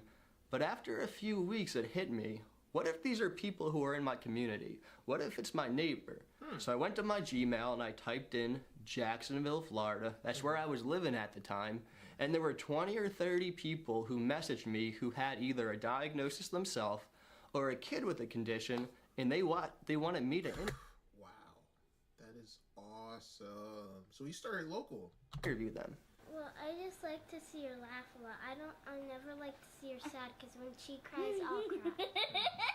Oh, I did it. I started traveling around my city, interviewing people with conditions while I wasn't teaching, and the blog became interviewing people of all ages, all diagnoses, while still featuring interviews of my students in the class. Well, after 4 or 5 months of that, our blog was up to 400,000 followers, and I was getting so many inquiries that I couldn't keep up with it. My students were getting ready to go on. We were finishing our 3rd year together, and I decided I was going to take a leap of faith and do this blog full time. Never in my life did I think I'd be a full-time vlogger, but I saw a need for something.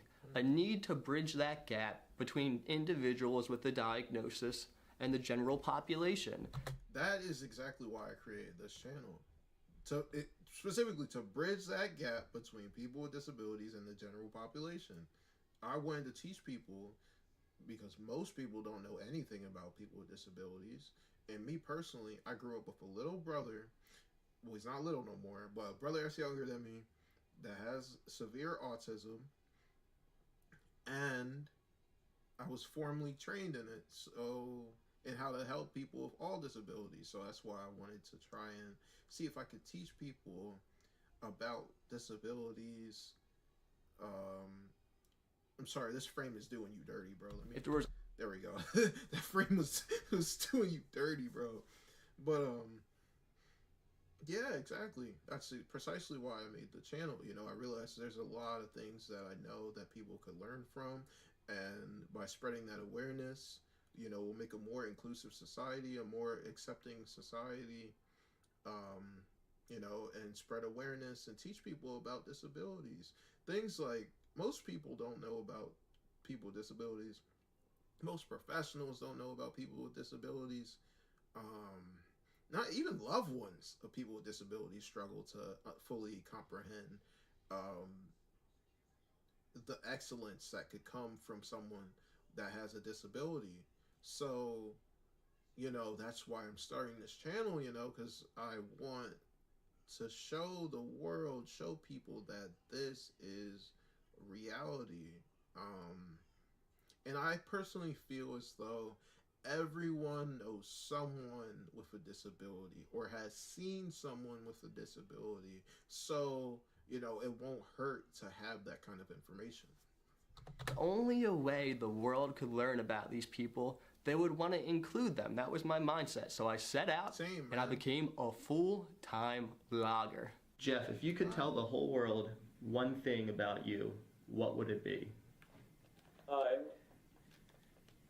Awesome. Now, up to this point, I didn't care about YouTube. I was doing everything on Facebook because it started as just a classroom blog. I never intended for this to grow into what it is now. It's been 2 years since we started this Facebook page and is currently at 1.5 million followers. Wow. And it hit me, it's time to do YouTube.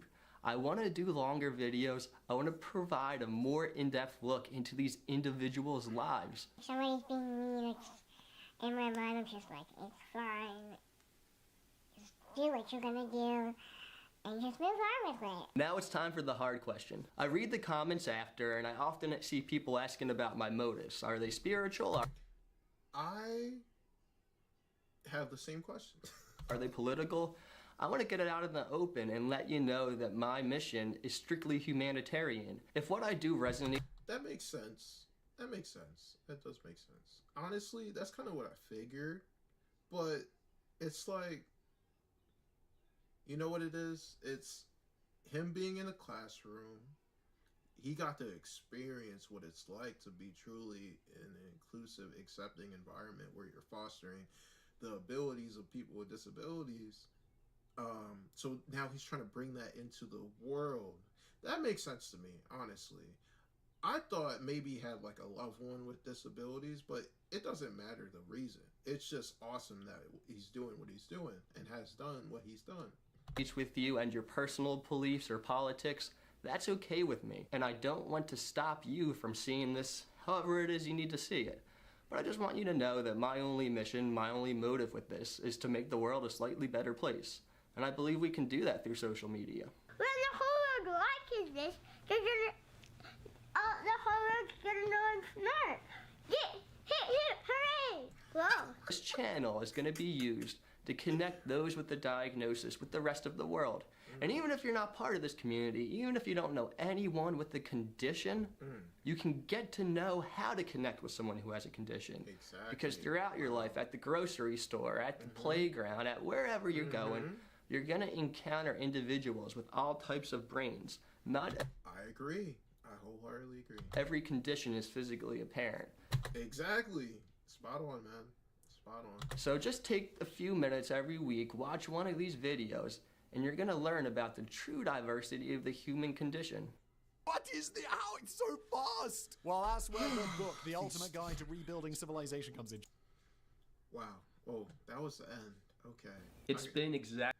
I got thrown off because of the ad that, So the last... that popped up at the end. But man, that is awesome. Strictly humanitarian purpose and values. He's doing it to make the world a better place. It's not about the money, it's not about the respect, not about the grind, not about the hustle, XYZ. It's because he wants to, you know, make the world a better place and spread awareness. That is beautiful. That is beautiful. I also am doing the same thing for the same reasons. My goal, like in the long run, if this thing ever picks up and I start making money from it, I would love to scale and try to make big events for people with disabilities. Even if I don't ever reach that point, I would still love to try and create some kind of program or initiative for people with disabilities, most likely autism, but all are accepted and welcome. But some type of initiative where, or program where people with disabilities can go be active in their community, go be active physically, and socialize and those kinds of things. You know, that's right now my long-term goal with these kinds of things, but I don't know how I'm gonna get there, and I just hope that I do get there. But man, this was a great video. A shout out to Chris Ulmer. Great dude. Great dude. Great dude. Yeah, so thanks for watching. If you enjoyed that video, like, comment, share, subscribe, follow, all those things. And thanks for watching again. I'll see you on the next one. Peace.